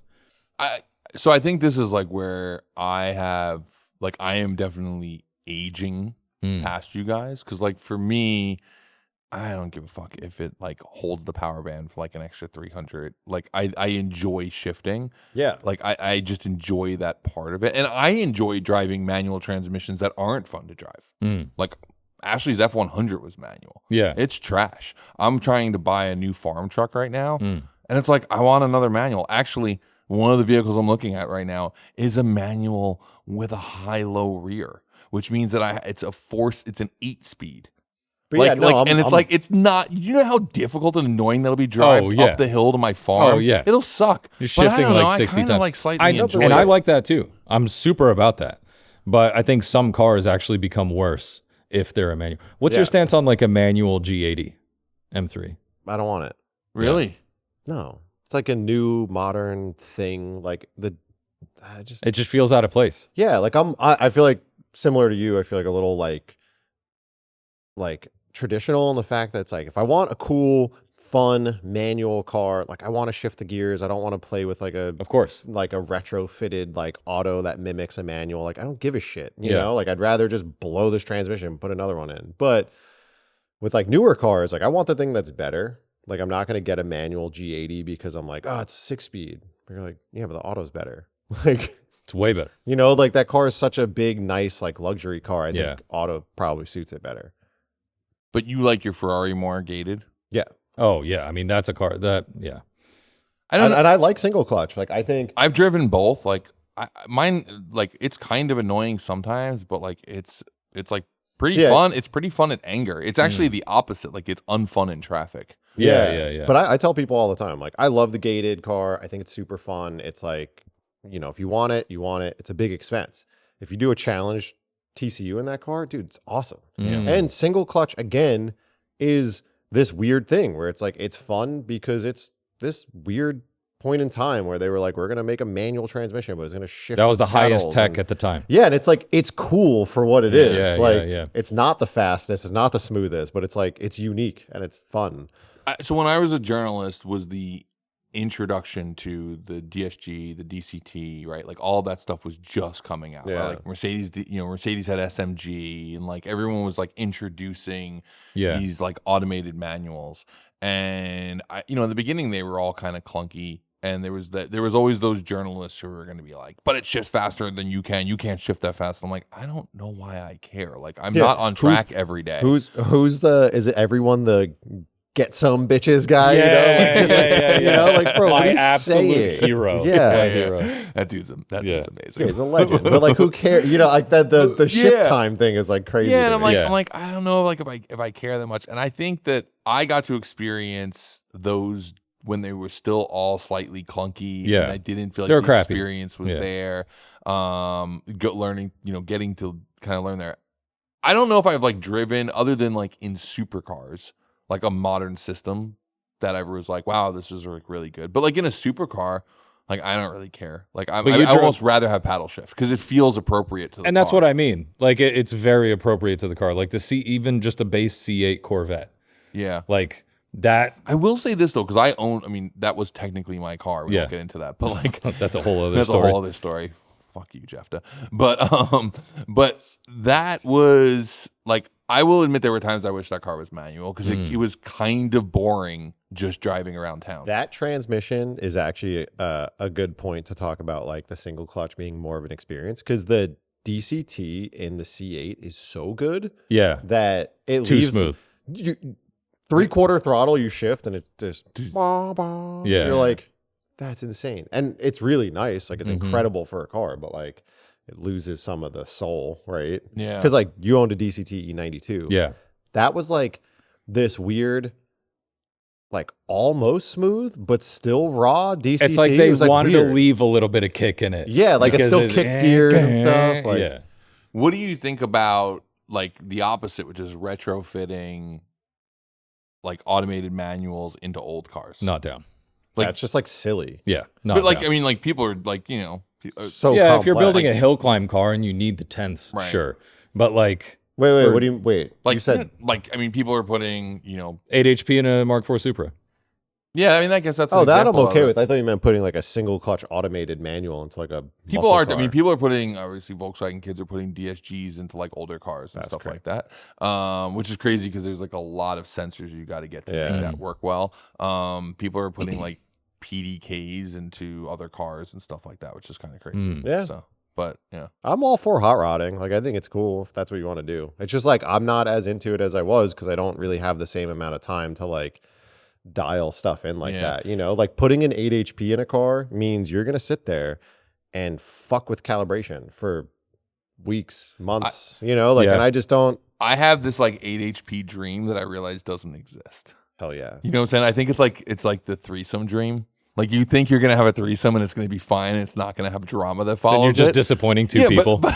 Or like in the end, it's just weird. Like everyone knows that story, right? Is that where this pod's going? That's always where the pod goes. We're past an hour. We're moving into it. But but you know what I'm saying? Like you think it's gonna be great. It's never what you think it's gonna be likely. And then you have this whole situation where like It's like project cars in general. no, I know. But like my dream with the 8 HP is that I could build something that I could flip a switch and it just becomes a normal car. Oh, and yeah. then it can become rowdy, you know? Yeah. Like for example, I've researched 8 HP all-wheel drive systems for my S8. Because like that's a car that I'm conflicted doing a manual on because it's a nice big large car that is kind of nice as an auto. But it's also sort of like, but you can't really, it's not fun unless you can shift the gears. Because it's one of those things where it'd be cool to have best of both worlds. Yeah. That's a rare example of it. That's good. That's a car that doing a crazy trans swap in, the juice is not worth the squeeze. You'd have to obviously do everything else to go along with it. You'd need like a couple hundred, you'd need like a couple more 100 horsepower to make it. Well, you need a V10 in there. Yeah, okay, yeah. So let's say V10 swap, 8 HP, For all-wheel sure. drive. Yeah. And, Dude, but then definitely. thinking that that's just gonna like mosey on in traffic is where the threesome dream falls apart. Yeah.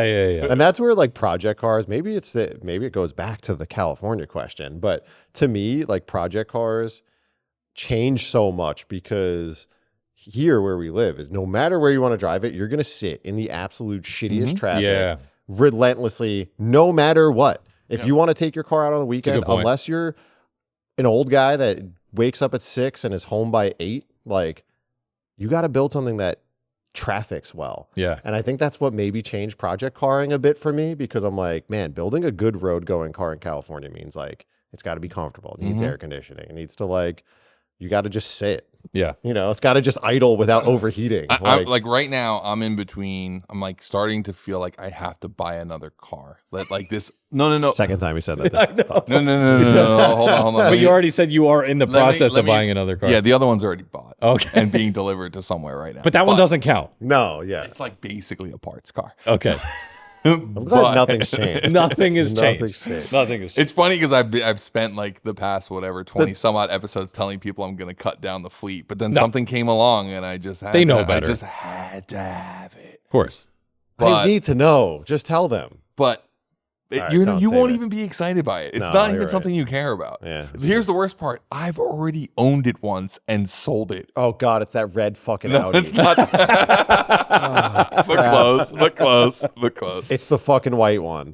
No! What? The D11? The D11 V8. Yeah. No, what makes you buy that? How does it get it doesn't even move. How Did you spend more? Did you spend more? No, I didn't buy the same one back. I bought another one. Okay. I bought another one that's a bit cleaner. Oh, okay. I support that. But got hit in the front. But I just so happened to have Wait, was it fixed or it's Cleaner, still but cleaner, but in an accident? No, it's like a small accident. But I just so happened to have the Oh my hood, the God. fender, and the bumper in my storage for that. And it's like course you there's do. not that many of Of those course you cars do. left. I could at least put it back together. At least I put it back together and then move it back into this world. Oh, let because someone else take that's it. what you have to be doing with your I have time. no time for that is at all. Saving Audis, you need to. Yeah, I am 100% Captain Save a Ho when it comes to Audis. I will look at something and go, I could fix that. That's like him seeing a kitten on the street and being like, I got to rescue this thing. I am an Audi rescue. That's basically what it is. Wow, Yeah. that's a shirt. Yeah. That's a I shirt. wish I always like think about like if cars could talk, you know, and like Brian's like, I'm gonna save you, and it's like, oh great, this rich guy's coming to save my life. And then Finally. he drops it over the farm next to all these other cars, and it's like, Oh my God. fuck, It I'm gets to never the farm leaving. and it sees the shed and all the Where's parts the in it. Ferrari Like, in the 911? Oh, We've God. never seen them here at the farm.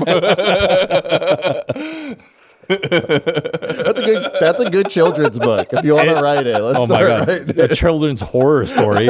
Getting parked next to the XR4 Ti. Oh no. I used to be nice. Why is the hood open? It's so rats can't eat me.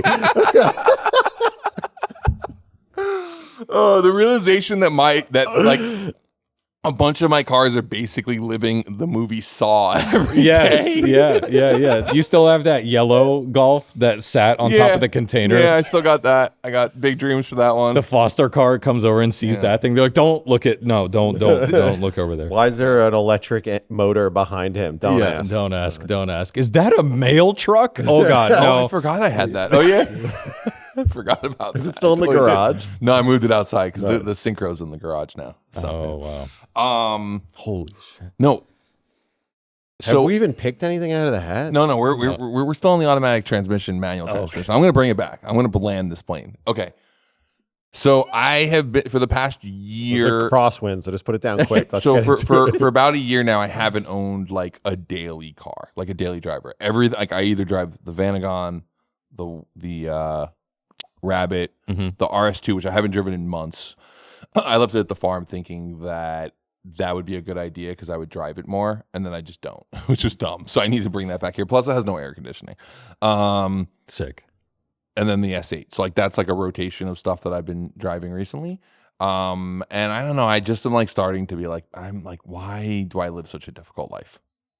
Do you know what I'm saying? Like, because I've had to have like just some of it's just like some days are just really difficult. Yeah. Yeah, I mean, Some days you just got to do business. And as you said that, I was like, fuck, me and Scotto were so similar in the weirdest way. What? You know how you always say we have like the same cars? No, but you're different like, format. You're like bizarro me. Yeah, but because then we do own the same cars. But then I'm like, I'm literally dailying nonsense. Yeah. And I was going to drive the GTR here until I realized, I just forgot to put insurance on it. Yeah, that happens. Oof. And I was like, I was going to get in. And I was like, oh, this is stupid. I need to call my insurance company tomorrow. Yeah. Because like you have a 2-week grace period from when you bought it. And I think it's like up today. And I was like, oh, yeah. But I'm like, we're on the same wavelength on a lot of things, oddly. Yeah. But here's what I was sort of narrowing down to. I either was going to buy, as you know, because I've been searching them, is a RS4. Yeah, right? Love it. But then there's a piece of me, and maybe this is like practicality or something. I don't really know what to call it. That like maybe just owning like a big automatic car again would be like a good car to own. Yeah, I can't. Like an 8, because I loved having an A8L. I gotta say, the D4, like it's just like it just does regular life okay. You turn it on, it goes. You turn it off, you don't worry about it. Yeah. Dude, this is a whole other topic, but like I want to buy a daily. I want like a car just to drive. I cannot decide on a vehicle that I'm willing to spend my money on that I want to drive, like as like a car. No, I'm. There's not a single car. I almost bought a brand new Prius, and then I was like, I can't do that. If you had to buy a brand new car right now as a daily that was like under 60 grand, what would you buy? Under 60 is tough. Under 60. That's the thing, is everything's so fucking expensive. But like, yeah, I mean, but like because under 60 is in like under 60, I think I would get a new 4Runner. Those actually, the brand They new look 4Runner They're nice. is great. Yeah. I I think I'd buy a new 4Runner. I But I drove heard, the like- Tacoma with but that all- motor, and it's great. yeah. But don't all the off-road people hate it Doesn't matter. because it's like Just not saying, it's like a nice nice- 4x4. It's like a Who nice cares? vehicle for Yeah. 60 It grand. looks good. Yeah. We're I think not it looks off-roading. I mean, I have the GX 460, and it's great for that. Yeah. It is oil changes and forget. Yeah. That's it. And it's when I need to drive somewhere. Yeah, sure. Sometimes it's sad that I'm not driving something cool. Like right now, the Lancia, like all the panels are off of it getting repainted. The Evo's doing Evo things. Like I have nothing fun to drive right now other than the FD, but like the GX is always there. It always works. It'll haul whatever. Like it's great. It's great to have. I love it. Yeah, I need another truck. I can't decide what truck to get. New trucks are too expensive. New Anyway, trucks are so too expensive. yeah, that's a whole other topic. Yeah. All right. Hats. Back into the hat. What do we got here? Pick something out. Wait, was I up? No, I Yeah, didn't. you're up. I read the most recent one. Or did you read that one? Oh, whatever. He can get it. Your favorite automaker and the car you wish they made. Ooh, nice. You want to kick it off? Sure. So I think just to set the rules for this, right? It's like Ron's gonna say Mitsubishi and then just say cars in cars in general. I was thinking about it. Mitsubishi Evo 11 next. Yeah. Dude, Mitsubishi, no, cars. I almost strictly own dead brands. Lancia, they make one car and it's god awful looking. Oh man, I just realized that about you. Yeah. Yeah, Dead car guy. dead car guy. Dead You car are. guy. Don't you also like? Wasn't there like? Didn't you also like a dead like American brand? Because you were talking about building a muscle car. Didn't you want like a Pontiac or something? No, I wanted a Chevelle. Chevelle. I wanted a Oh, 66 Chevelle, smoky Unique style. Yeah. But yeah, those things are sick. Man, yeah. Favorite automaker in the car I wish they made. I mean, technically, Lancia's back, so they still build cars somewhere. They still build cars. They build one car, and they have a Rally 2 car that's actually pretty sick. They sold like 60 of them already. It's crazy. But that's race car stuff. God, I don't know. That's a hard. I mean, what's your favorite automaker? Current automaker. I mean, I don't care. You can make it. This is make believe. I mean, of everything they have, like as a whole, probably Toyota. Okay. Obviously Porsche is pretty close because like the Cayenne diesel, absolutely sick. 3RS, like nobody's arguing against that. But Toyota, like the entire lineup is amazing. Yeah. Yeah. Toyota goes so hard. Current go gen so hard. Toyota. So the Toyota current gen and the car that I wish they made now is like a 2-door all-wheel drive light 6-speed turbo car. So Yeah, I mean, so basically, they're like Current GT4. What the GT4? Yeah. Yeah. Yeah. Because the Corolla, it's cool, but it's too big. They make the Yaris overseas, which is Which is amazing. super cool. I wish we got that here. But it's also like a little stubby, whatever. Like, I think something like the GT4, like a little more closer to Supra shape, all-wheel drive, 4-cylinder turbo, light. Yeah. That'd be sick. Yeah. By the way, I don't know if I can share this, but I'm gonna share it.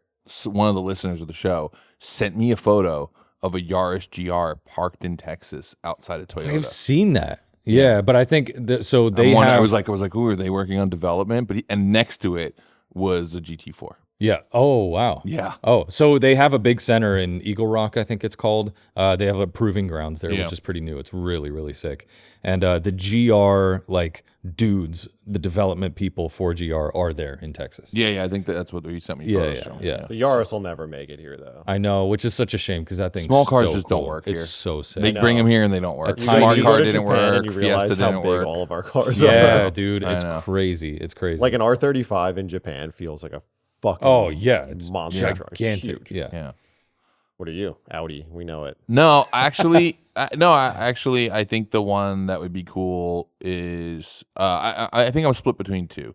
I don't know, like Audi's like the one, but like I don't know, like what I would want Audi to make. Like they've gone so far from what I like that like I just don't even know if it fits in their package anymore. You know what I'm saying? Like the R6, like that's cool. Like I don't know, it's just not. But this like, is it's Dream not World. me. Yeah, I know. I just it's like but to ask Audi to build basically a GD STI is what I would want, Right. or an Evo. Do you know Totally. what I'm saying? But like Yeah. I think that's I just totally think fair. that's so outside of the brand for them now. But the RS3's close-ish. I guess so. Like if you made the RS3 a little more like athletic. Yeah, but I'll give you the car that I wish. It would be a low buck rear wheel drive VR6 powered Volkswagen. Modernized VR6. Like imagine if the Scirocco was a rear wheel drive car. Yeah. Yeah. You With can a, never, with a you know, like if they were able to build something that's basically a Volkswagen version of the GT86, I think it would be super cool because I think that market needs competition, and I think the best place for that market to get competition is from the Germans. Yeah. So like I think being able to bring something like that over would be good, and I think that they could still build a somewhat raw car as Volkswagen, where like I don't think BMW can build a car that raw anymore. Do Yeah. you know what I'm saying? Yeah, Like yeah. that when I say raw, it's really just simple. I think that's just would be a really fun car. And a part of that, and it's kind of the conversation that you and I got into about the episode we're gonna make for your channel, is like I really love the simplicity of like my old Volkswagens, but like I wouldn't want to not own a rear wheel drive car either. Yeah. Yeah. Like Yeah. I think like just a better sports car and I like Volkswagen, so like it works well. That would work well for me. So that I think would be the one for me. Like I'd love to see Porsche build another front engine transaxle car, like a new 944. I think that's cool, but It'll never. Yeah. Just No, it'll never exist. happen. yeah, But I guess that's what this question's Yeah. about. yeah, Dream it up. yeah. The Volkswagen, I think it would be the one for me. Okay. I think that would be it. Like, and it doesn't have to be a VR, but like a VR would be Yeah. pretty cool. VR format. Yeah, Yeah. The brand I've always found myself going towards for the longest time, BMW. Yeah. So I would go BMW, and what I'd want them to make would be something that took inspiration from Bangle era and put a sick fucking NA motor in something. Like Yeah. Bangle era BMW made the craziest road going engines for pedestrian cars. Big screamers. Just big screamer, like small displacement, lots of cylinders, ITBs. Like do something like that in a car like, you know, the M2 or something. Make it a little raw, but like less power, tons of revs. I mean, it's it, you know, because I've loved BMW as a brand forever. And I think they always make incredible engines. I mean, even current, like B58 took the world by storm, you know, like I just think that they kill it. It would just be cool to see like a more analog, naturally aspirated take on it. Do you think they're not building those, or I mean, maybe the reason I would imagine the reason they're not building them anymore is just fuel efficiency stuff. Fuel efficiency. Oh, just emissions. Emissions in general. Like you have to do, fuel efficiency is a horrible one too. Because like to get that kind of power, you need crazy compression, and you need the like catalytic converters have to be whatever. Like I don't think in modern emissions era, and like all the gas mileage that they have to reach. By the way, I don't want to call you out, but I love that like the minute we start talking about new cars and emissions, you're like, the secondary air pump and like the I don't know, just these things they have to do. Garbage. I don't know. You're like, I don't know, all the things we take off our cars. Yeah. But it's like, because it's all the hybrid systems and stuff they'd have to put in place so you can fucking skirt around, you know, miles and stuff. Like it's all nonsense, right? Yeah. I mean, like auto stop start was like a feature that they were like, oh, we could game the miles per gallon because if you're not moving and the car's off, then you're not zeroing and you can move easy. And now it's like, then we hybrid for all that shit. But by the way, auto start stop is my least favorite feature in any car. The dumbest thing ever. Because as people are probably starting to realize now, is that those only really work on brand new cars that work well.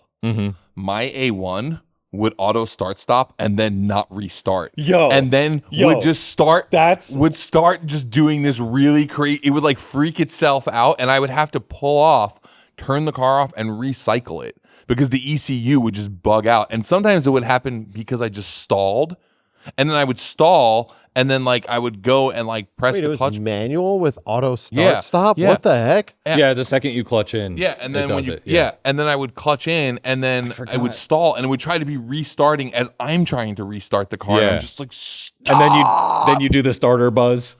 Yeah, luckily you can go in with into the whatever VDAC and whatever that was called, and you can delete it. I just the second you said that, I just imagine like you have some like hot start issue and you have start stop too. So you pull up to a light and your car turns off, and then it tries to turn itself back on. It's like and everybody around you just takes off. You're like, I can't imagine that's going to do well as cars become less reliable. I currently have a car like that. It's not mine, but it's something it's what I drove to dinner that night. Something you're going to love. Yeah. So my friend bought a flat top range out here. Oh, yeah.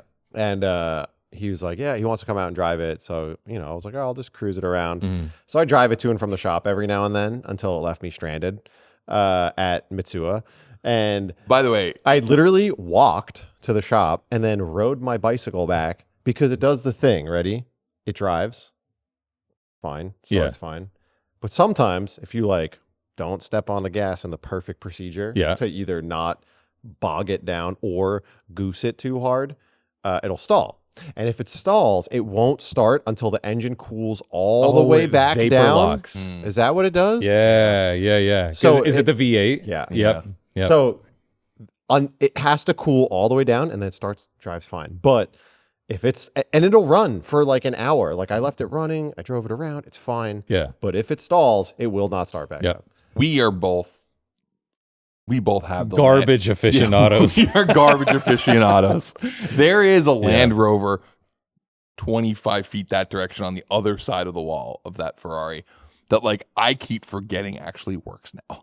And I keep forgetting to drive. But I think back to like how bullshit that V8 is. I mean, you realize it's a Buick engine, that was like sold to Rover in a really bad deal that I think that there's some blackmail that forced Land Rover to keep using that engine forever. Or it was just a really sick deal and the castings were so used that the blocks were getting porous. So you had a brand new block that was getting porous and it was dropping cylinder liners. Brand new engine, but the casting was so old. Yeah, and Nick, close your ears, but like the British are great at a lot of things. Yes. They're really good at making brown food. Yes. They're very good at dry gravies humor. and such. Very good at dry humor, Yep. right? Yep. They're good at colonialism. I was going to say empires. Yeah. They're good at that. They're good at that. Yep. The one thing they're not good at is anything that has to do with electricity. Yes. Which is great. Wait a second. Nick runs all the. I will actually co-sign on that. I will caveat that like it's just cars. Yeah. Because I will also die on the hill that British Home Electrical is goated. And there are so many reasons why. Our plug is safer. Go Google it. It's boring. But electrical in cars, 100% co-sign. I'm with my American brethren on this. I would rather chew glass than do a British car's wiring. And I've done And I it. will say I met When you Nick start- because he saved my ass. That on is a true. He wiring saved job. your wiring. Right. Yeah. So, you well, they know. get really good at it because they have a lot of practice. Yeah. But when you were starting the car that night, the headlights were flickering like a 90s rave. So Like Stranger Things? Yeah, like it's like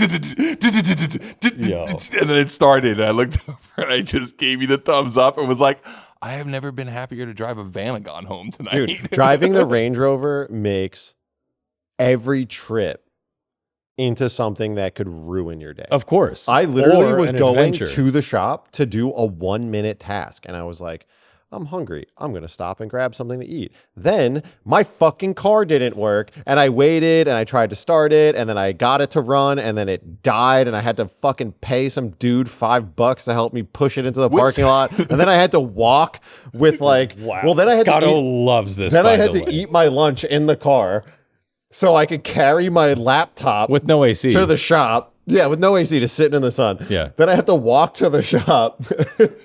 It changed the course of my whole day. Yeah. But the thing I don't understand about it is that these cars are goated for like driving through Africa in Safari. but that's like the diesels, and they're figured out, right? The diesels are very simple. The non-turbo diesels, especially, they're made to be fixed with a screwdriver and Good farm old equipment. TDs, You know, But like Ashley had a problem with her Land Rover where the ignition, like the actual key, wouldn't like click over. yeah, And it's like a known problem. Yep. Right? It's a known I problem. had And it you have too. to like In my you just D2. sit there and you have to just shake the key. Oh Shake my the God. key. I And borrowed- it'll eventually but you start. do the steering But wheel You're too. doing the steering wheel, Yeah. you're doing the key. Yeah. And there was one time where like her and I went camping and we were like out in the middle of nowhere, like BLM land, and we sat there for an hour and a half just doing That's this. where that many you're like, clicking it. And you like, and you're just starting to go, it's getting dark. yeah. Like it's getting I dark. borrowed that truck once to Yeah. go pick up tires. Like I don't even Sounds remember right. why, but I picked up like 1 million Toyos in it. Yeah, sounds about pretty We much. like strapped them to the roof and shit. I don't even understand. But I took it and I was on like Abercrombie or some shit because I picked it up from your house and then went and grabbed coffee. And then I'm like, I get in it and I can't get the It key to won't, turn. yeah. And I'm like, what the fuck? So I call Ashley and she's like, oh yeah. She's like, it's like the G spot. You don't really know where it is, but it's up there. So just like push the key up and jiggle it that's amazing. until it goes. And I was like, for And like when- 10 minutes, and and when- then it and then worked, you and I get was it. like, all right, I've never turned the key off again. Yeah. And that's a glimpse into conversations with my wife. Yeah. yeah. No, you eventually finesse it, but you never like it's you never get it on the first try. Yeah. Like you get close, but yeah. All right, hat time. Oh yeah, back on that. If you're anything like me, whether or not you have a real shop space or a lift at your disposal, you still end up working on the floor. So when I saw Vyper's new Mini Creeper, I knew it best suited my idiotic and often anti-ergonomic way of working on cars. It can be configured both low or slammed, and while Vyper likely designed this for detailers, it's great for those of us who will assemble a brake caliper on a cold, hard floor instead of at the convenient height of a workbench. Check out this great Mini Creeper and many more shop items at vyperindustrial.com. That's Vyper with a Y. Some people are extremely organized. Super sorted workbenches, garages, and lives. I am not that person. I'm a mess. Luckily, Wera can help. When you buy their toolkits, they offer matching foam inserts. Maybe it's a mental condition of mine, but there's something about an empty slot that just screams at me to go find that missing 10 millimeter before it vanishes forever. Plus, the inserts fit perfectly into Wera's stainless steel rolling cabinets, which come both in regular and double XL. For those of you like myself who collect tools. Go check them out at weratools.com. I'm pulling this time? Yeah. I think I'm pulling. Flock cameras versus car culture. So this has actually been like a big topic the past 2 weeks because a lot of things have happened. Yeah. So there's a fight right now in, I think, Troy, New York, and where basically, oops, I just put that back there, where the city council has like banned the flock cameras, but the police don't want to turn them off, and they've actually they've actually entered a state of emergency in the town because like it's this huge fight. I don't know much more detail on that, but I read the headline. But right now, like everything is about like the introduction of flock cameras because things like takeovers and street racing is a reason to put flock cameras. What is in. it gonna do? Well, what are they gonna do? Dude, do you know how crazy they are? The flock cameras? So let Ron on flocks because I think because there's a lot around our neighborhood. With the second you start Long Beach is one of the cities that's turned flock cameras on. Yeah. And they not only read your plate, your registration, see that you're driving it, but also see marks on the bumper. They have telltale things where even if you cover up your plate, they can identify who's driving it, where, what days. And thankfully, there's a law still in place right now where that data can only sit around for something like 30 days. And you need a warrant to access it. Yeah, but still, that's what I mean. Like, nothing's going to happen from all this shit. But it all exists. And once it's all there, like, nothing's stopping them from being like, oh, okay, well, you drove your car without a plate. You get a ticket immediately. Yeah. Or, like, you missed your registration. You get a ticket immediately. Or, scary window into life in the UK, boys. Yeah, 100%. Yeah, and I mean, you guys live that. Yeah. And it's like, to me, I think that's the grossest violation of human privacy that we have right now in the world. Like I'm firmly on destroy them all. Like what if instead though it's like just for like calling people out for like running black wheels as I sit here with a black wheel car behind me. By the way, I haven't changed them because it's just annoying to take the center flock locks trolling. off. Flock trolling would be That'd be incredible. unreal. Yeah. You get an official state letter saying that you run black wheels. Please change the color. Yeah. Paint your body kit. Do suspension before you do wheels. Like I think it's a tough one because like part of me is like it'd be great to fucking eliminate sideshow culture and shit that ruins cars. But I agree. There is like, But you realize none of those dudes are running plates anyway. But also they're all running Hoonigan plates. Sorry. They're not gonna catch these people. They're not gonna do anything. The problem with it is that how I feel with like everything, and I'm a big like AI doomer right now. But it's like big AI all doomer. all this technology is just gonna it's gonna progress, and then they're gonna use it to do things like you were saying before, and then it's like then we're just getting ticketed for everything, and you can't do anything fun. It seems like it's a safety thing, and I agree. Like to a certain extent, like if someone gets kidnapped or if a car gets stolen, they could track it. Like that's great. Yeah. But that's great in a perfect world. Yeah. And that never, ever pans out that way. Yeah. It just doesn't. I mean, I actually am curious of Nick's opinion on this because, like, I read Max Power in the late '90s and early 2000s, and that was the beginning. What were they called? Gatzos? What was the name for the camera? Yeah, Gatso is a generic speed camera. Yeah. It just identifies the plate and it's triggered by speed alone. Yeah. They've subsequently introduced average speed cams. So there are gates every mile or couple miles, and it does the time So you can't calculation. even slow down. So you can't game it. However, this is why in the UK everybody runs the gel plate. If you Google this, it's a type of plate with raised lettering, which is aesthetic, but it tricks the camera and it can't see it. It's like hairspray on the plate in the olden days. Yeah. But from a sort of more general like privacy point of view, we're so like the frog in the hot water in the UK with it. We're just used to, if you drive into a gas station and if you don't have tax and registration on your car, bam, a cop will show up. Yeah. Because they get summoned. Cop cars driving around have like the cameras in 360. They scan all the cars they drive past. And they've had that here for a while for finding like warrants. The cars like with flock on the car. Yeah. The last piece of it is that it's the slippery slope towards pay per mile. It's really a backdoor to pay per mile. Trying to do. If California does pay per mile, it'll be the thing I'm out. Yeah. Like that'll be the straw that breaks the camel's back for sure. I'm not taking defense of pay per mile, but the reason for pay per mile is because our roads are serviced by gas tax, and there's so many EVs that they're not paying the gas tax. So what has to happen if that happens is we either get rid of the gas tax and then everyone goes pay per mile, or we figure out that only EVs pay per mile. Yeah. Because like that's It's an easy one. the whole reason is like, and there's also an argument that EVs weigh so much that they're actually creating more. They are. And that's why like your registration costs more for your truck than your car. Yeah. Because it's all weight based, because it's damage to road. And look, I'm not sitting here defending California and their misspendings in any way, but that's the reason behind it all. Yeah. So Okay. yeah. Yeah.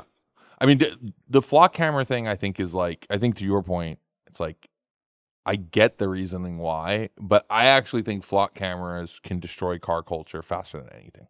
Agree. Hard agree. Because the minute that you get a ticket because your headlight is not X number of inches off the ground because you've illegally lowered the car, like that's stuff that like cops won't pull you over for, but is a crime. Right. And like that's the thing I think a lot of us don't realize is there's so many crimes in the book. But if AI is attached to flock and just anything that is Yeah. Imagine you have a decibel reading. decibel reading, like Easy. like I mean anything that they can A deem- sniffer. Yeah. all of those things become something that now, and then you can attach it to just a Which out here would be hard because I know like you talk to like guys in New Zealand and they're Yeah. like, can't drive shit on the street. No, well, Can't that's drive anything. Australia too. I mean, Germany. yeah. Similar. I mean But, that's like, why you know, that's you why think about it, Poland's but you think become about so it cool. happening in Yeah. California, and you're like, dude, the closest racetrack's 3 hours away. Yeah. Yeah. You know, there's not a single drag strip, there's not a single racetrack, there's not Yeah. a single anything. It's like, what do you do? You know, a lot of people. I mean, just the car culture thing. I have a friend who's from Pittsburgh, and pit race just closed, and Yeah. he's been like buying up cars over there because like these guys are like What am I gonna do? older above guys are like, I have all these. Track car, but I'm not going to go to Summit because it's too far of a drive. Yeah, and they're like, Yeah. I don't want to drive this on the street. Like, I bought this car to be a track Sure. car, and Yeah, they just yeah. sell them Wow. because it's like you're just like, well, I'm over it. What am I going to do? Mm. It's like, what would a lot of Californians do if you're like, I literally can't drive? Oh, one car the on industry street? would be decimated. Yeah, Yeah. And like I do agree, like in the deeper side of what you're talking about, like it's just bad for like our rights. Yeah. Because like you live in a surveillance state. Right. And it's like and like Because anybody can buy that data too. So they Right. know all of a sudden like what your habits are, where you go, what you do every single day. And that just gets sold, and it gets sold to the highest bidder, and then you're getting active ads on like where you're driving. It's the exact same thing about having accelerometers and black boxes tied to insurance. yeah. So yeah. if you accelerate too hard, your insurance gets dinged, your premium goes up. Can you imagine? Yeah. I like that was something that people voluntarily put in their car. Could you imagine being that much of a wet noodle? That you're like, yeah, I'll take that. I'll take that feature. Like, Yeah. could you imagine To being get like, $2 off a month. yeah, Yeah. got my good driver discount. Yeah. Like, I just can't even imagine Ugh. being Yeah. like, yeah, that's what I want in life. And not like, that's the tough thing is we're not going around and like, we break the law, this and that and the other. It's like, no, we just want to enjoy our enthusiast cars, and it's such a small percentage. And that's why I made the joke earlier today of like to be a car enthusiast in California. You have to be a criminal. Yeah. You're not actually committing crimes that matter, but you're a criminal because you've illegally lowered it. You've illegally done this. And Yeah. it's like all of that stuff isn't against the law in Arizona, but it's against the law here. yeah, Yeah. And it's like that becomes a weird thing. yeah. So, anyway, yeah, flock camera. So Fuck I mean, them. Flock 'em. Flock them. So yeah, I don't know if you guys still follow like Jalopniks My and those. pig. Oh yeah, I forgot yours. Like that's a big conversation right now. It's just Is like it? where that's all going. Yeah. Because like it will become a question of like you can never do something. What do you got yeah. right there? Shut the fuck up. We're on to the next one. All right, fine. It's fucking great. Talk about Are muscle cars still cool? Yeah, Of I course. say so. I don't think they're as culturally relevant Yeah, now. Like old school muscle cars. You're talking about like 70. I think what the question refers to is like you know, everything from a 55, you know, Chevy to like a mid 70s muscle car. So I guess, yeah. Like I think they're cool. I don't think they're I culturally wouldn't say a cool. Fox body. I wouldn't say anything like that. Yeah. I think it's like what we think of as like our dad's era. It's Yeah. one of those things where like, because I just built my dad's Chevelle and I drove it around, and like kids don't like go crazy about it, but I think there's like a respect. Mhm. You Yeah. know, it's like how when we were kids, like you probably weren't into like Model Ts and shit, but like if you see Right, one, you're like, right. Ah, it's cool. yeah, cool. Yeah, cool car. it's very unique. Yeah. Yeah. I will say, like, when I first started coming out to California, like 2012, like 13, whatever, and you had the Nova, everywhere we would go, it didn't matter. People would go nuts over your car. The And Nova, I feel like that has started to get a little less and less. the Nova is the only car I have ever owned that has ever attracted a girl. I was Yeah. on Abbott Kinney and Venice Boulevard. Yeah. And I was sitting at the light, and a girl walked by. She like looked at the car, looked inside, winked, and then like walked over and started to talk to me. And I was like, "What are you doing? Like, why are you here? Yeah. Like, do you want Do to you have one of like, these? do, or- you, do you know how many? Like, do you know what the cubic inches? Like, what do you want to talk about? You want to talk about rear ends? Like, what are we talking about? Because I don't know why you're here. Like, Yeah. it was such a like for so many years of building cars, thinking girls thought they were cool, and I was like, wait, is it happening? Is it a muscle car that makes it happen? But I don't think that would happen today. That happened in like 2011. That happened to me today in the GTR. I went to See, but this might be the argument. But- that the but- GTR is the new muscle It's that car. car now, yeah. I similarly to you was like very taken by surprise. No, I was dying to know what to do. And I was like this girl's on the street and she like waved and was like, and I was like, does she think I'm just like weird for driving a car on the right side? Yeah. Yeah. So I was like, there's no reason that Yeah. any like No, but culturally, GTRs are super yeah, hot. Yeah, for Yeah. sure. And I think a lot of that space with muscle cars is gone now. Because I think about this when I look at movies, because I think there's still this, there's still like this expectation of like, oh, we're going to do this really cool chase scene. It's going to be in a muscle car. Mm-hmm. And it's like, that's because like 60-year-old directors and actors think that's cool. They Like, just want their moment. yeah, like Yeah. I just like, because I've worked with other people who are like, oh, it'd be cool. And we could be like an old Camaro or Chevelle. And I'm like, no, like, Yeah. like an old 190 or like E30 or 911 is like way cooler now, or GTR, Which is or so fun to like to when see you see sliding that through the happen in streets. movies, like as our generation, you're like, oh Yeah. Yeah. No, and I think it's because it's just speaking to like a different audience. And so someone actually asked a question. Someone asked a question on one of the earlier pods when I did like a Q&A, and I think they asked me like, what do I think is going to happen to older car culture? Like, will it continue? Which I thought was actually a really good question. And prices have gone down. prices have gone down, but I was talking about how like there's certain things I think won't go away. I think traditional hot rods will always be cool because they created hot rodding. Yeah. But I don't think Duesenbergs will continue to have an audience. No. Right. I think that Chevelles, Camaros, like, you know, that era, Superbirds, whatever, like those standout cars from that era will continue to be cool.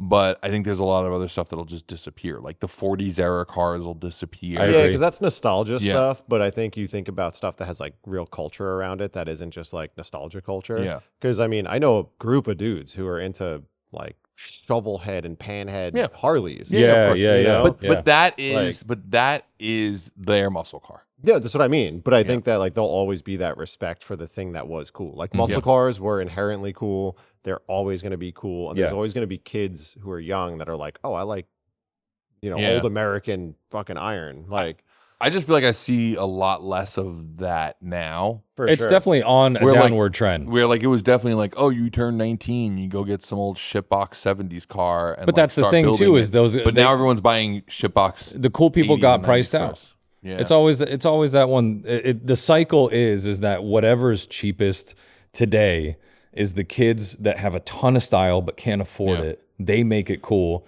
Then it just evolves to then people with money like just kind of culture vulture the thing and then overdo it and it dies off and then the cycle repeats itself. I think it's like, I think there's also an element of less and less pop culture talks about it. So like when you were playing Gran Turismo, there wasn't an option to drive. There were like two and they were horrible to drive. Yeah, in. and it's like that wasn't it. Yeah. Everyone was driving GTRs Yep. or like cars that aren't cool, like 3000 GTs. Yeah. Cool, but just not as cool as they seemed they were in GT. Yeah. But I think that I just wonder, like, in 10 years from now, will we be even so far removed that it does feel like the Model A or the Model T to like the I don't think it will. I don't think it will. I think also there's like I don't know, maybe I'm looking too deep into it, but there's also like kind of a polarization of Americana. Like really, really heavy Americana is kind of like a polarizing thing to some people, you know? Oh, I see what you're saying. And like a muscle car is like really like American flag, like rah rah, Right. you know? I don't know. Maybe that's more like a fringe thing, but But even when you look into the guys who love American cars, yeah, like the sort of the whole audience around guys like Cletus and you know Weston and all Yeah. of that, like they're not building 60s and they're 70s not. era No. cars. Like the oldest into the oldest car 80s I cars think now. Cletus has built was Mullet. Maybe no, he had like a 80s? 67 something with the diesel swap. Yeah. But like his fast cars, yeah, Mullet was 80s. Yeah, and like I mean, Weston has built like an old Charger or With whatever. the RV motor in it. That was Yeah, sick. yeah. And I think you still see a spark there. Like I don't think that'll ever go away, Yeah. right? Like and aesthetically there's some brands that are entirely based around that, like Right. ruggedness, old school Americana style. And that's cool. They're doing a good job. But I think the JDM stuff and the Porsche stuff has just gotten so popular. I mean, look, there's people right now who do nothing but watch Tony Angelo, Stay Tuned, and You know, that's a really good and point. Finnegan, who are like, "What are you talking All about?" the roadkill guys. Yeah, we do have a limited window, I guess, sometimes. But I just don't feel like I see it as much. But also, anymore. I talk to Tony like every day, and his audience is older. Yeah, I know. Like Tony's audience is like, he says it all the time. They're like in their 50s. Yeah. So you're talking about, That's are what they I mean. cool to like younger generation? When I say cool, I mean like, is it cool? Like, we're not cool anymore because we're older. Like, Yeah. is it cool to young kids? That's like, that's what I was thinking. like if about. you're walking down the street and there's a Chevelle, like just because we can't say is it cool to us, because of course we're gonna be like, yeah, no Yeah, shit. it's sick. Like, of Yeah. course it's I was still just cool. talking about a smoky Unix 66 Yeah, Chevelle. yeah, like, Yeah, no, that's I think the question is like, do they stay cool forever? Because when I was a kid, the muscle car seemed perma cool. yeah. Like it just was like this, and that's like when I wasn't a muscle car guy. I moved to California and was like, I kind of want one. I got my Nova, and I still look at my Nova and feel like that may be the coolest car I own.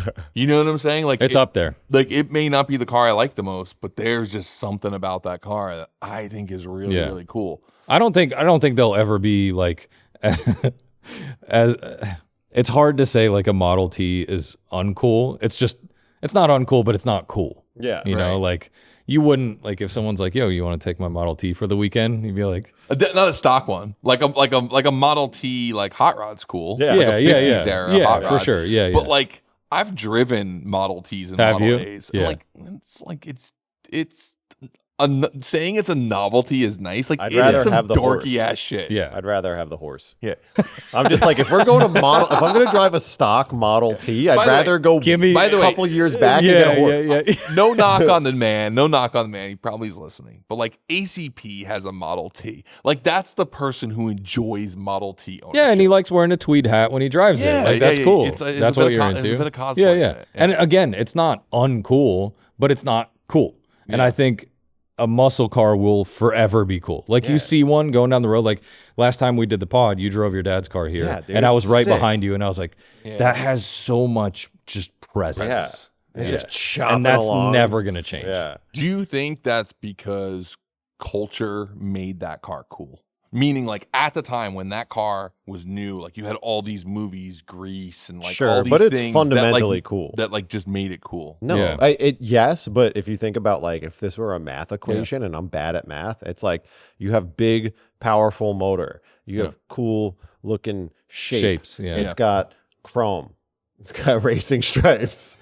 It sounds mean. You're like, it's fucking like, you know, like on a very granular It level. checks the Like, boxes. yeah. It's like if you're like baking a cake and you're like, Yeah. it's got chocolate chunks. I like It's it. got Yeah. icing. Fucking A. It's like, are speedboats ever gonna be uncool? Yeah. No, absolutely No. not. Speedboats will No, always be speedboats cool. will always be just like cool. cocaine. Yeah. They go together. Exactly. Muscle cars, same bucket. On that note, back to the hat. Yeah. Wait. I want to hit one last thing on this. I want to hit one last thing. We're Sorry, I feel like a project car in LA traffic. My temp meter is like getting towards the red. So I'm like, Wait, now I think I lost what I was gonna say. All right, Back to the the Nice hat. work. hat. Nice Back one. To the hat. Back to the hat Nice. again.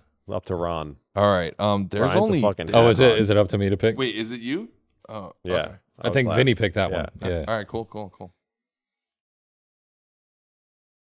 Silver cars. Discuss. Wow. This was actually someone sent this to me as a DM. Wow. They just I- it just said silver cars, yes or no, and that was it. And I was like, it's like and So you and tough. I had a So conversation tough. about it I this week, so it came love up. silver cars, but it depends on the car. 100%. Yeah.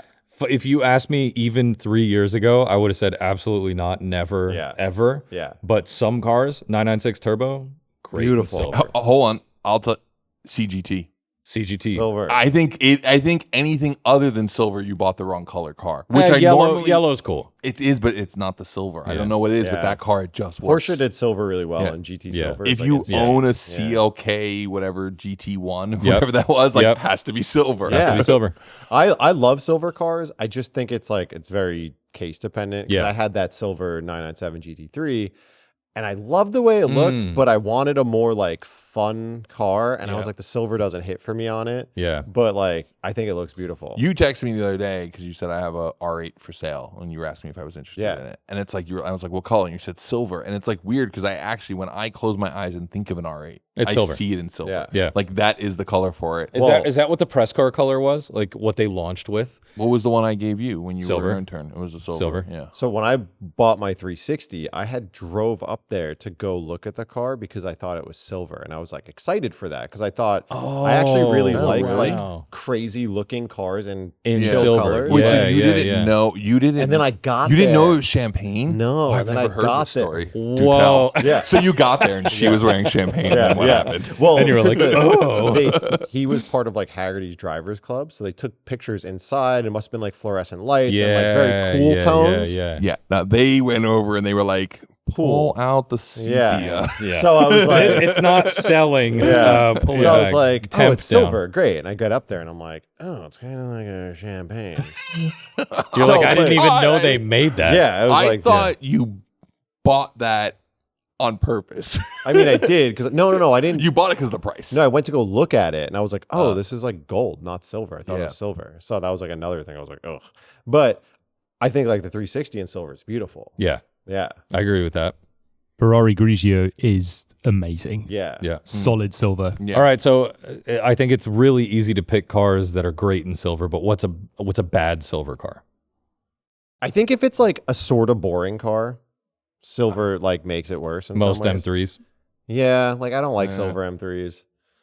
I like the weird one for me is B5 S4s are iconic because the race cars were silver, but I don't think I'd want a silver B like the Imola yellow, the Nagaro blue, even the red. They're like such good colors Yeah. on that car. I think you said it. I think that's it. I think it has to be a really cool shape Yeah. for silver to Yeah. work. Yeah. Silver is like a complementary color to a cool car. I have like silver 911s are just like for me. Like I like they work, like it makes sense and I get it, but it's just like I would never. See- I think because there's just too many. See, I of them. think silver base 911, not into it. No. Right. Older like G bodies and stuff look good in silver, but like a Mhm. 997, Yeah. newer 991, whatever in silver, gross. But Yeah. then you see a GT3 RS in silver, beautiful because it's got fucking vents and flaps. It's got a lot of and- black accents and carbon. stuff. I will and admit, like the new yeah. GT3 RS, I saw one pass me the other day in black. I mean, in silver with all the black. Yeah, it accents. looked nice. Yeah, it It's looked really insane. good. Because the car's it's kind of And it was insane. on on the Yeah. bronze wheels. Yeah. So Oh, that looked yeah. really good. It's like if a car's kind of crazy, but it's got silver, it kind of like helps tone it down a little bit. I don't know. I Yeah, like it's it. not as flashy. Yeah. I think the problem with silver is that like owning a silver car is actually great. No, the problem with silver is that we just overdone it. And here's my new. Because like G35s, like that whole era was all want- it was variations of silver and charcoal. You want to hear my new lukewarm take? I like lukewarm takes. Fine. We're at the What at the happened 2 to hour mark. Go ahead. silver is what happened to pastels now. Is because silver is a great color and it looks beautiful on a lot of cars, but we fucking ruined it when every single car Yeah. came in Hold on. silver. You're saying silver is flat black.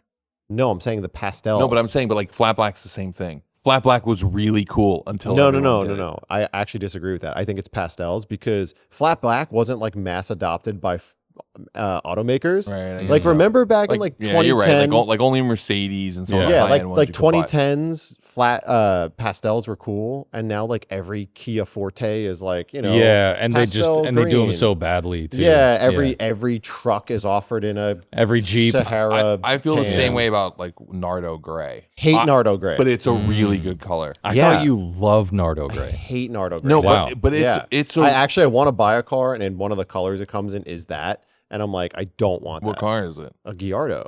Mm. Oh, Nardo and a Gallardo is kind of nice. Nardo on the I want it. Gallardo. Nardo Gallardo. I don't want it because Man. it's tasteless supercar meets tasteless color. Audi owner. And you're like, But it's wait, just you- too bad. But you painted your S14 That was Nardo. like 10 years ago now. Okay. I mean, that's You like know? Ashley's 944 is Dolphin Gray, which is Yeah. basically Right, the right. 70s Same. version. And of the I mean, my Nardo Gray. 3RS was gray black. Close enough. and It was darker. Yeah, but I Yeah. mean, that's like a pastel, and Yeah. I love it. I just think that it's like the same shit kind of happened where like It just if you think becomes too about like cool. from 2000 to 2010, like you drive on the road, every car was silver, Yeah. pewter, Oh yeah. gold, like Yep.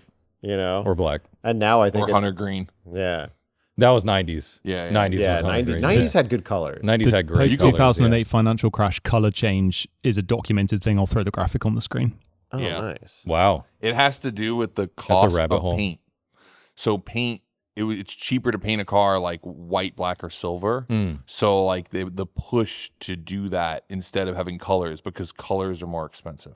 Yeah. Yeah, Like now to I'm produce just, and to paint and they offer all the cars like they don't charge you more for a red car unless it's like a special option color. So like they really push those cars more. yeah, I love a good color car now. Like Yeah. I'm in a big color car phase. Me before like the Rabbit changed me because before that white 911, black Nova, black S8, like all my cars were either white or black. I had the Yeah. white Audi, like the coupe I was originally planning on painting white. Like everything I had was not a color. And then I bought the Rabbit and I was like, I never want to buy a car that's not a color. Yeah, now I only have white cars pretty much, Yeah. except for the 360. Oh really? Everything's white or black. Hmm. Kind of sucks. I think colors. They also colors just and not that I care about resell clearly. 'Cause I don't ever sell anything, but without a doubt, color cars just sell better Depends. if it's a good color. Depends. I love red If it's cars. good and rare. I Yeah. love red cars. You know what Yeah. doesn't sell well? Red 911s. Really? Yeah, they're almost like always. I think the red hardest- 911s that's are kind right. of cool, Yeah. but I get it because the red's a Ferrari color. Cole had a red 996 turbo and he had a really hard time I selling wanted it so bad. I know. thought it was so cool, Yeah. and he was like, "Yeah, people just don't want it." Yeah. Crazy. All right, I think we've got. One left. Yeah, I actually thought it was going to take us longer to run through this. I What do you figured mean? It's been 2 hours. How much longer did you expect this to go on? And you invited us at night. I know. Every time. Past my bedtime. Every time. okay. This is a question that I get in a lot of different Ooh. forms. This is great because it's the last one, and we got a veto, so we could just be like, "Nope." Oh, we all still have a pass. Sick. Whatever it is, just read yeah, it. sorry. There's a bylaw. Bylaw section course. 1974, part C says that you cannot pass on the last Okay, one. what So- is it? Okay. This is a culmination of a lot of people asking me Love a to statement do that has something. a pre-statement. Yeah. So, and this is sort of my response to it, and it's a really good question. And the question is could Top Gear exist today? And I think when we say exist today, I mean like, could that show come out today and do what it did? No. And I ask it because one, like they're always trying to relaunch that show. Like it's always like, what's the new one? They've obviously got Grand Tour with the guys from Throttle House and the Train Yeah. Kid. Like that's coming out. And you, the three of us, which is something I don't think we talked about. We had a conversation about applying for the Grand Tour job. Yeah. And the three of us were at first like we had a group chat going about it. You remember? We got to And- do it. And we were like, we should do it. This would be great. It was right after Hoonigan. And we were like, what a perfect Well, time. it was right after Carcane Abroad, which felt like filming a Top Gear episode. Hoonigan had ended. Hoonigan had ended at this point, and when we did Carcane Abroad, all the comments were like, "This feels like Top Gear. Yeah. This is like Top Gear. You guys should do that." And when the Grand Tour opportunity came up, like I went as far to reach out to people I knew who were at the Grand Tour to be like, "Hey, what's going on with this?" So on and so on. And then the next day, it was either you or one of us was like, "I think this is a really bad idea." and we started talking about like the Chris Harris situation of how like it's really difficult to stand in the shadow of the Three Amigos, especially in an era when like those shows worked because YouTube didn't exist. Those shows worked because it was the only thing that good. And Yeah. like now, I mean, you look at just how much content is out there, and like people on YouTube are doing crazy shit. Oh yeah. I mean, you look at like everyone from like Cletus to Adam to Whistle and Diesel. I mean, Whistle and Diesel is in a weird way the closest thing there is to Top Gear. To certain segments. Segments, yeah, like him doing the whole Hilux thing, which they obviously also, is inspired like by if that. you think about it, it's just gotten so much more segmented because most of YouTube is individual, like single people, right? Yeah. And the three people is a little bit tougher. We even saw that at Hoonigan at sometimes. Like it was tough to get like everybody, you know, around all the guys. So, and then you have single focus type things. So Top Gear was like a little bit of Whistling Diesel, a little bit of Cletus, a little bit of Camisa, a little bit of like, you know, car reviews and like adventures. And it was a mix. Yeah. It all in one episode. And it always came out on the TV on Sunday. Everybody was ready to go watch it, you know, like in the UK. Yeah. Like, I don't know. I think a version of it could work today. I think it would have to be formatted a little different, but I think something like that could still work. The problem is like you said, if somebody sees three people trying to do car stuff, they're just going to compare you to it. And it's never going to compare to the nostalgia. If you go back and you watch a lot of those episodes, some of them were not especially great. the early seasons. Yeah, the early seasons were not. But there were some super magical, like amazing. If you episodes. read and then the bombshell, like they talk about what's his face? I'm forgetting his name at the moment, but like he talks about Andy how Willman. Yeah, no, not Willman. I just bought Willman's new book, by the way. I haven't read it yet. It's literally just showed up 2 days ago. He had a great podcast recently too. Yeah, but I just bought that, but no, one of the writers. Not Johnny Porter. Maybe it was Porter. Sorry, Richard Porter. Richard Porter. Yes, Richard Porter. Oh, Richard Porter. Yeah. Richard Porter wrote a book called like, and on that bombshell. Yeah, I read and it was like the story of that. And like they talk about how like in the early, like it wasn't really, I mean, realize the original crew was not season one. Yeah, yeah. Season one was all these other people like Tiff and everybody else who was in it. It took them a while to find that, and then they got there. The BBC was an extremely unique situation because, you know, it was public funding. They could say whatever they wanted. They could shit all over any manufacturer and not fear, the repercussion. Where like you can't, like Whistle and Diesel, I think is like the one person who kind of, whether you like him or not, Whistle Diesel is like the one person who kind of just goes out there and lives completely on the like, I don't mind being hated. Let's be honest, the rest of us all have to get paid. Sure. So there's only so much that you can shit on something. Yeah. Or you have to be so respected like Chris Harris.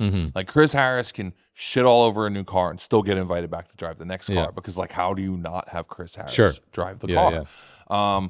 But I think now it's like it would be hard to make that show without the right partner, like the right funding, like a BBC that feels neutral, immune to outside things, because that's part of what made the show good. Yeah. But I also think that like it was a perfect time for those dudes to do what they did. Because this is something that I would love to do, a Top Gear type show, the three of us. I love traveling with you guys. I think we became this group at Hoonigan that would go do these things together because we just had a shared similarity. Yeah. And I actually think that maybe that's bad for a Top Gear show, because like we're actually probably too similar. Like we can fight over nuances, but like at the end of the day, like none of us here were talking. Like we were like, what's a Hellcat cost? Like we don't even know. Yeah. Like we clearly live in a particular window. Right? That like fits. I think if you put enough people together that like they're all over the place, that like you become that broader audience. Like I don't know if it's like as good of like a chemistry. Like those dudes just worked. I don't know, it was though. like a good time. I feel like we're different enough, and it's like the adventure stuff to me that I think would work best, right? Like I think that's where you could still do really unique things. Like you look at what Gears and Gasoline did with their Alaska road trips and stuff, and that has that like really well filmed, like cinematic type experience, and people love that. Well, that's look, that's just two dudes. And that's just two dudes. But I think that's the reason why the Throttle House guys, and I do not watch their content, so I can't speak to it. But I do know that they did like the GTI and the AE86, where they like drove that. I think that was Throttle House. But Throttle House is a big production too. It's not just like Yeah, couple they're dudes. no, but it filming. started as two guys, Yeah. but they have like a bigger. yeah thing. they Yeah. really evolved over the Yeah. years. Yeah. But like I think like they have that thing, but I don't know. It'll be interesting to see how the Grand Tour show does. Obviously, a new Grandish tour just released. I haven't watched it yet, but like I still didn't know. I like those dudes like put out a promotion. It was on Instagram and it's Yeah. like the three of them talking, and I just have nostalgia listening to them because Yeah. they formulated so much of what I wanted to make in content when But I was that's- 0 to 60. But But that, I just think don't know if it could be recreated. that's one of the biggest parts that's missing today. So I'm super lucky. I got to work with them twice, and the biggest like thing that surprised me a lot was we were doing these shows in South Africa where it was Top Gear Live, and those dudes the day before the show would come in, sit down on the table, cartons of cigarettes, beer and wine, and they would spend the next 8 hours poring over a script for a 3-hour show. And then they'd be like, this part, I don't think it really works. The audience might drop off. Let's change this. Let's bring this guy in. They do a show. The next day, they rewrite everything based on how yesterday Right, goes. how it landed. And they put in so much work, so much scripting work. They cared so much about every second of the show, where YouTube is like, dude, you got to film it. You got to knock it out, and you got to do next week's episode Yeah, next. yeah. Like, it's so much harder to spend that much time writing an episode, where I feel like if you were able to spend journalistic time writing a good story and then letting certain parts play out, I think that's the magic that's kind of missing today in some stuff. What are your thoughts? Yeah, I sort of just feel like it was created in a time when there was less, and it was fucking awesome. So we put it on this pedestal, and it forever lives on that pedestal. Like nowadays, there's a ton of good content out there. Not saying anything's on that level, because the YouTube rat race is that you got people with small teams Yeah. making videos, not making television shows that they're going through and writing scripts and going back and revising And then them, the 'cause- cinema on top of that, Yeah. too. Does So, that like- seem weird though to you? Like, how is it that like we live in this world where automotive is almost over-indexed on YouTube now? Like the amount of automotive creators versus a lot of other spaces. Like you compare it to like BMX creators, you compare makeup's like its own whatever. That's Yeah. obviously the Honestly, most I think- but like automotive's a really, really big segment now. It wasn't when we first got into it. When we first got into it, it was small. And Dude, we it felt was like it was a like small Adam piece of it. LZ, DDE, TJ Hunt. Yeah, and like- Donut, us. Well, Donut, when we started, Mighty- Donut Mighty- wasn't even making Mighty it. Car Car Mods. but it was like a handful of creators. Obviously, Roadkill. Cletus was Yeah. just getting started. Was Roadkill on YouTube yet, or was it 1320? Yeah, Rest in peace, RIP. Kyle. Yeah. Yeah. Was Roadkill even on YouTube? Yes. Yeah, Roadkill was already out there. Oh, We okay. came after Roadkill.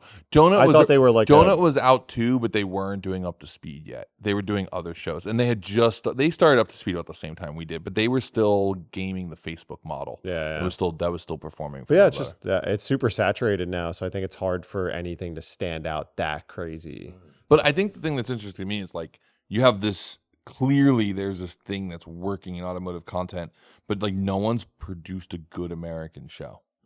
Like with the effort that has gone into Grand Tour Yeah. or gone into that. Like the closest thing we've seen to, and I'm not saying it's the type of show, but like you and I talked about this last night, was like Hyperdrive is like that's the only thing I could think of that had like a real budget that wasn't a reality show. Wasn't Top Gear like the largest budget TV show ever? I want to say it was in like 250 million homes at one point. But I think it was because- one of the most viewed in the world, too. Yeah, 250 million homes. Yeah. Because it was like not just in England. It was like it was everywhere. Yeah, but I mean, like, I think that's probably why, because like you ran a content business, like it's pretty hard to make margin on yeah.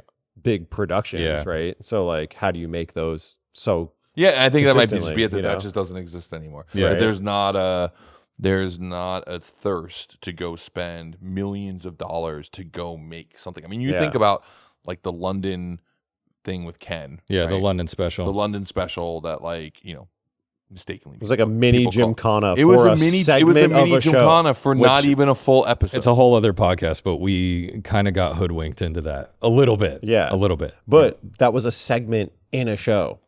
And they cost spent all that money. I'm sure they what And $4 million making that. No, maybe not that, but they not probably, four, but maybe it was 2. not low budget. Yeah, No, it was not low low budget. but for a segment. We had a Chinook. We drove through the Royal Palace like Yeah. we were shutting down London Bridge. Like and it even, was a even serious the early crew. stuff that Ken did with with with the Reliant. Yeah, where Oh, that's where they went and shot out at the airfield. at Mojave. Yeah, at the graveyard, that airplane was graveyard. That was a big production. It was probably a decent sized production. Yeah. Like to come and do this thing with this new person who was a shoe salesman at the point. That's well, was never actually a shoe salesman, but that's what they used to like call him, the shoe tycoon. Yeah. But yeah, I don't know. I get asked this a lot because obviously as being someone who headed Hoonigan, but is also someone who constantly talks about content and creative. Everyone's like, why aren't you should make the next Top Gear. You should why don't you go do that? Funding is one. I think the other one is like it just was done so well that it's almost hard to recreate. Yeah, how do you hold a candle to it? How do you hold a candle to it? You really have to I have think a different. I think that was a different format. I think the Scotto take on that would be don't recreate something, you make something new.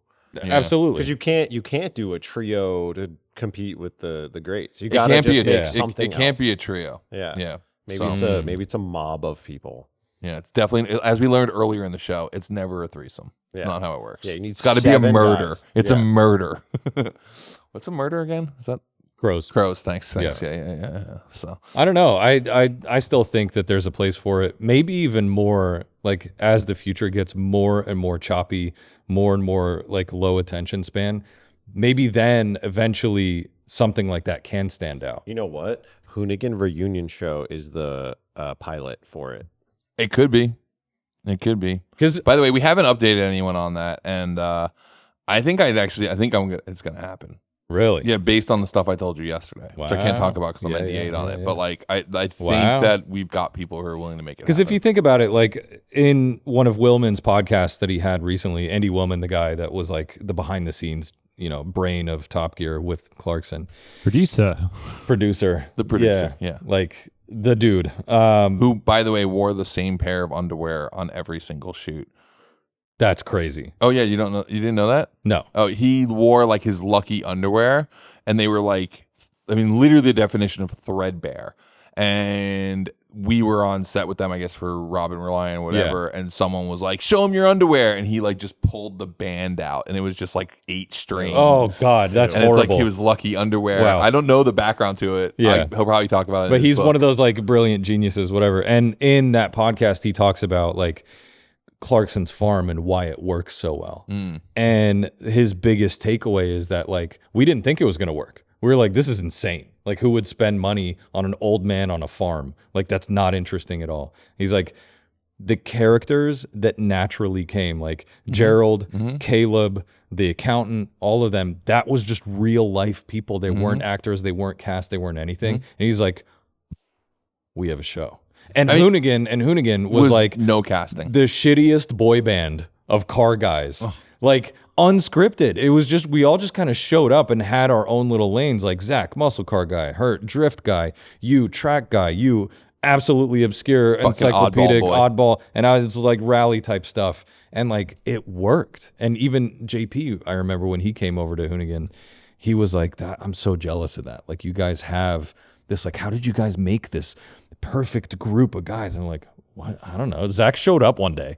So a really interesting thing, because when we first launched YouTube, we were hanging out with a bunch of BMXers. So we were hanging out with the guys from the Come Up. Yeah, so that's you had right. Quanbeck. Caleb Quanbeck. Yeah. Adam 22, all of those guys were Alfredo and Mancuso, shout out, those yeah. dudes were all doing YouTube. And John Hicks, so we were asking them questions. I remember sitting at the building one night talking to Hicks and Adam and a few other guys, just being okay, so how's the YouTube thing working? Because we're trying to launch Daily Transmission, and that's why if you go back to those early ones, a bunch of those guys are in those early episodes. Yeah. I think doing one. I think John Hicks. John Hicks did it was Through Jump Bars Over Over You, a Burnout. yeah, Burnout Yeah. and stuff like that, and those dudes were all there in their days. And Caleb, after it started moving, and they were all bigger than us because they all had their own little followings and whatever. And one day Caleb came to me and was like, we had to put out like episode 6 or 7. And he said, you guys are going to be giant. And I'm like, well, I hope so. He's like, no, you don't understand. You built this thing where like, I don't have to like you. If I like Vinny, I'm going to watch the show. Sure. He's like, if you don't like me, you just don't watch, you don't come back to the show. Yeah. He's like, you gave, and like what we used to refer to in magazines was like, you gave so many entry points. And it's like, and we was like, it was not planned. It wasn't the idea, but it was like, some people watched the show because they liked Kakawa. Yeah. You know, and it was like that kept Yeah. them there, you know, and I think some people hated me but loved you, or like, you know, hated, you know, hurt but loved Vinny, like, you know, or not hated, but it was like they were there for different It's people. just not their vibe. Yeah. And it was just the perfect accident that just sort of worked. Yeah. Yeah. Yeah. And I it's funny because a lot of people have asked me that question, like, oh, how did you put together a good group of people? And I'm like, It happened. yeah, and I use Vinny a lot as an example, and maybe Vinny later on will ask me to cut this out. But Vinny was just a really good dude. Yeah. And I bounced him around the company through like 19 positions because I couldn't figure out what Vinny was good at. But Vinny was really good at being just Vinny. Yeah. So it was like, all right, we'll try Vinny out here. Oh, Vinny will move here. And like, I mean, you hold like 9 different I had jobs like at that I company. worked at like every Which position. is probably Yeah. why you're so good at doing what you do now, because you literally got had like the full well, experience. Well, it's like when you're like a nepo baby and your dad's like, you have to work in all the different positions at my hotel I own, so that you learn. It was like Because I was like but it wasn't I was like a jack of all trades guy. Like I wasn't great at anything, but I was like, you threw me in any situation, I was like good. You ended at up being it. really good at the biz dev thing. Yeah, and yeah, I think yeah. that was definitely your calling. For sure. But it was this thing where it was like Vinny checks the. I hate to sound like, you know, the vibe check was there. And I was like, all right, let's just fucking find a place for you that like, can keep moving around. And that was that while where I let the two of you guys run marketing in the shanty, which is probably the worst period of you two at Hoonigan. No way. We had some great stuff that came out of that. Dude, the thumbnails that came out of that era, the March kidding y'all team. lived on the back of Chris Miller at that point, but Yeah, whatever. listen. And there was that- he carried some Let's weight. get this thing wrapped up. Running on Rosemary Savory bars. All right, now we're getting too inside. Yeah, We're at that's 2.5 inside. hours. People Yeah, don't know yeah. what the All fuck we're right, all talking right. about. When we made a certain Anyway, employee that got banished work from a hospice table. I was just gonna bring that up. He basically Yeah. just worked from like the tray they feed you applesauce at the hospital. Yes. Yeah. That's your computer. Yeah. So, anyway, Last note on So, that. well, let's is we wrap had it all up. We had an Wrap it AC all up. exhaust duct into our office, so it was hyper heated.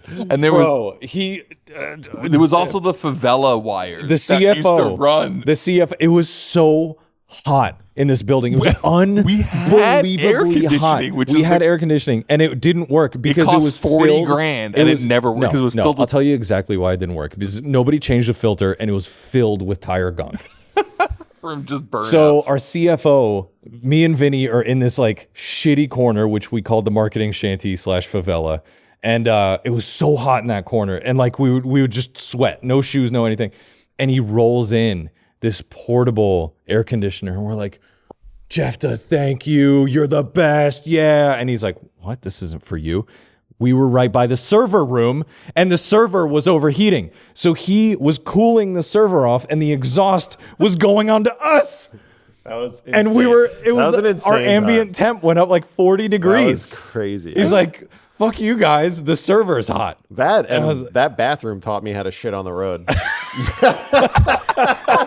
Yo, do you remember the ladies that my worked for the bus God. company? Do you remember that? Who's still Wasn't it a listening bus at this company by point? day, but like early OnlyFans by night? That was the dump truck company that moved in Oh, afterwards. yeah, yeah. That definitely was shooting porn, Which over is there. a great But there OF was- crew name, the Dump Trucks. It was, Yeah. but those dudes had the most stylish dump trucks. They were like Oh, slammed yeah, chrome, like That's dope. candy paint Oh, wow. jobs. Like they were Sick. really, really fresh. But there was the school ladies, and if you remember, because the building was probably eventually built for, it was like a factory for men to work in.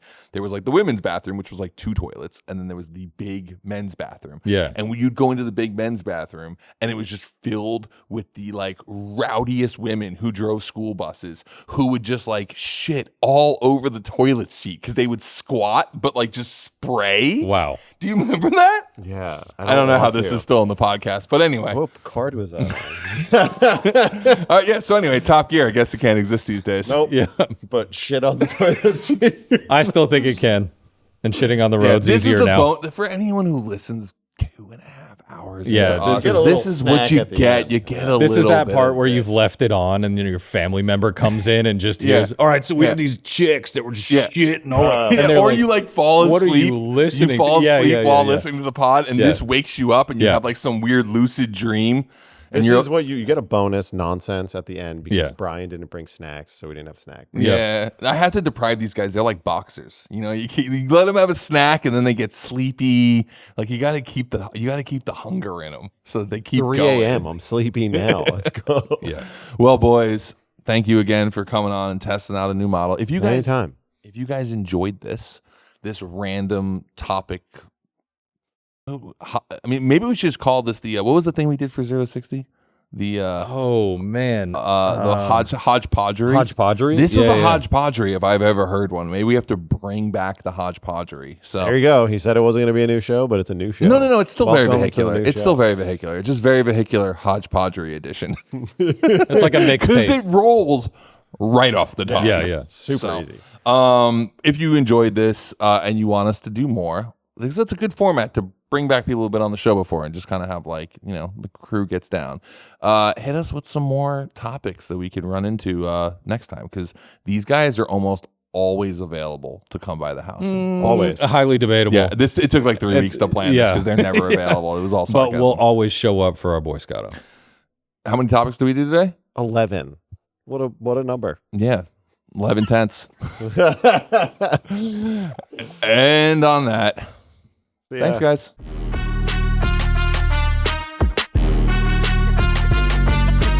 The mailbox is full. The mailbox is full.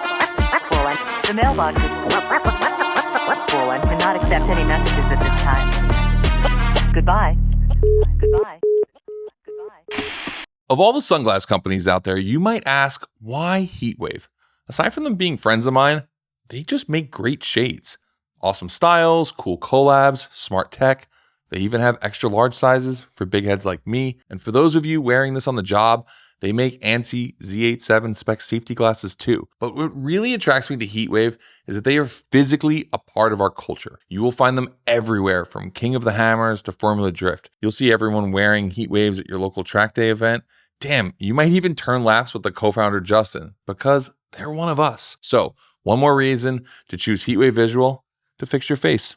I'm a tool dork. My obsession might even dwarf my addiction to cars. I love collecting unique and specialty tools, which is how I initially fell in love with Wera. First off, they just make aesthetically pleasing tools. They feel good in your hand, they have a great finish, their sizes are universally color-coded, and they are super strong. In 2 decades, I've never broken a tool from Wera. I wish I could say the same about my other tools. But the thing I like the most about Wera is that they create clever solutions for your wrenching woes, because you need over-engineered tools to work on today's over-engineered cars. So if you're ready to step up your tool game, whether it's the Zyklop ratchet or the Joker wrenches, find them at weratools.com.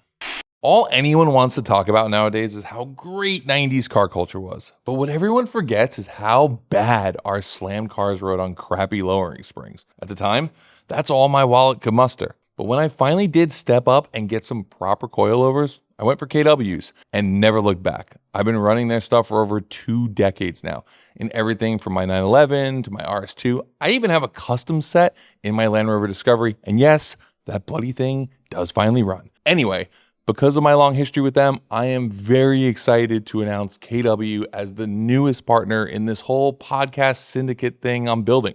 Anyway, check them out, kwsuspensions.com.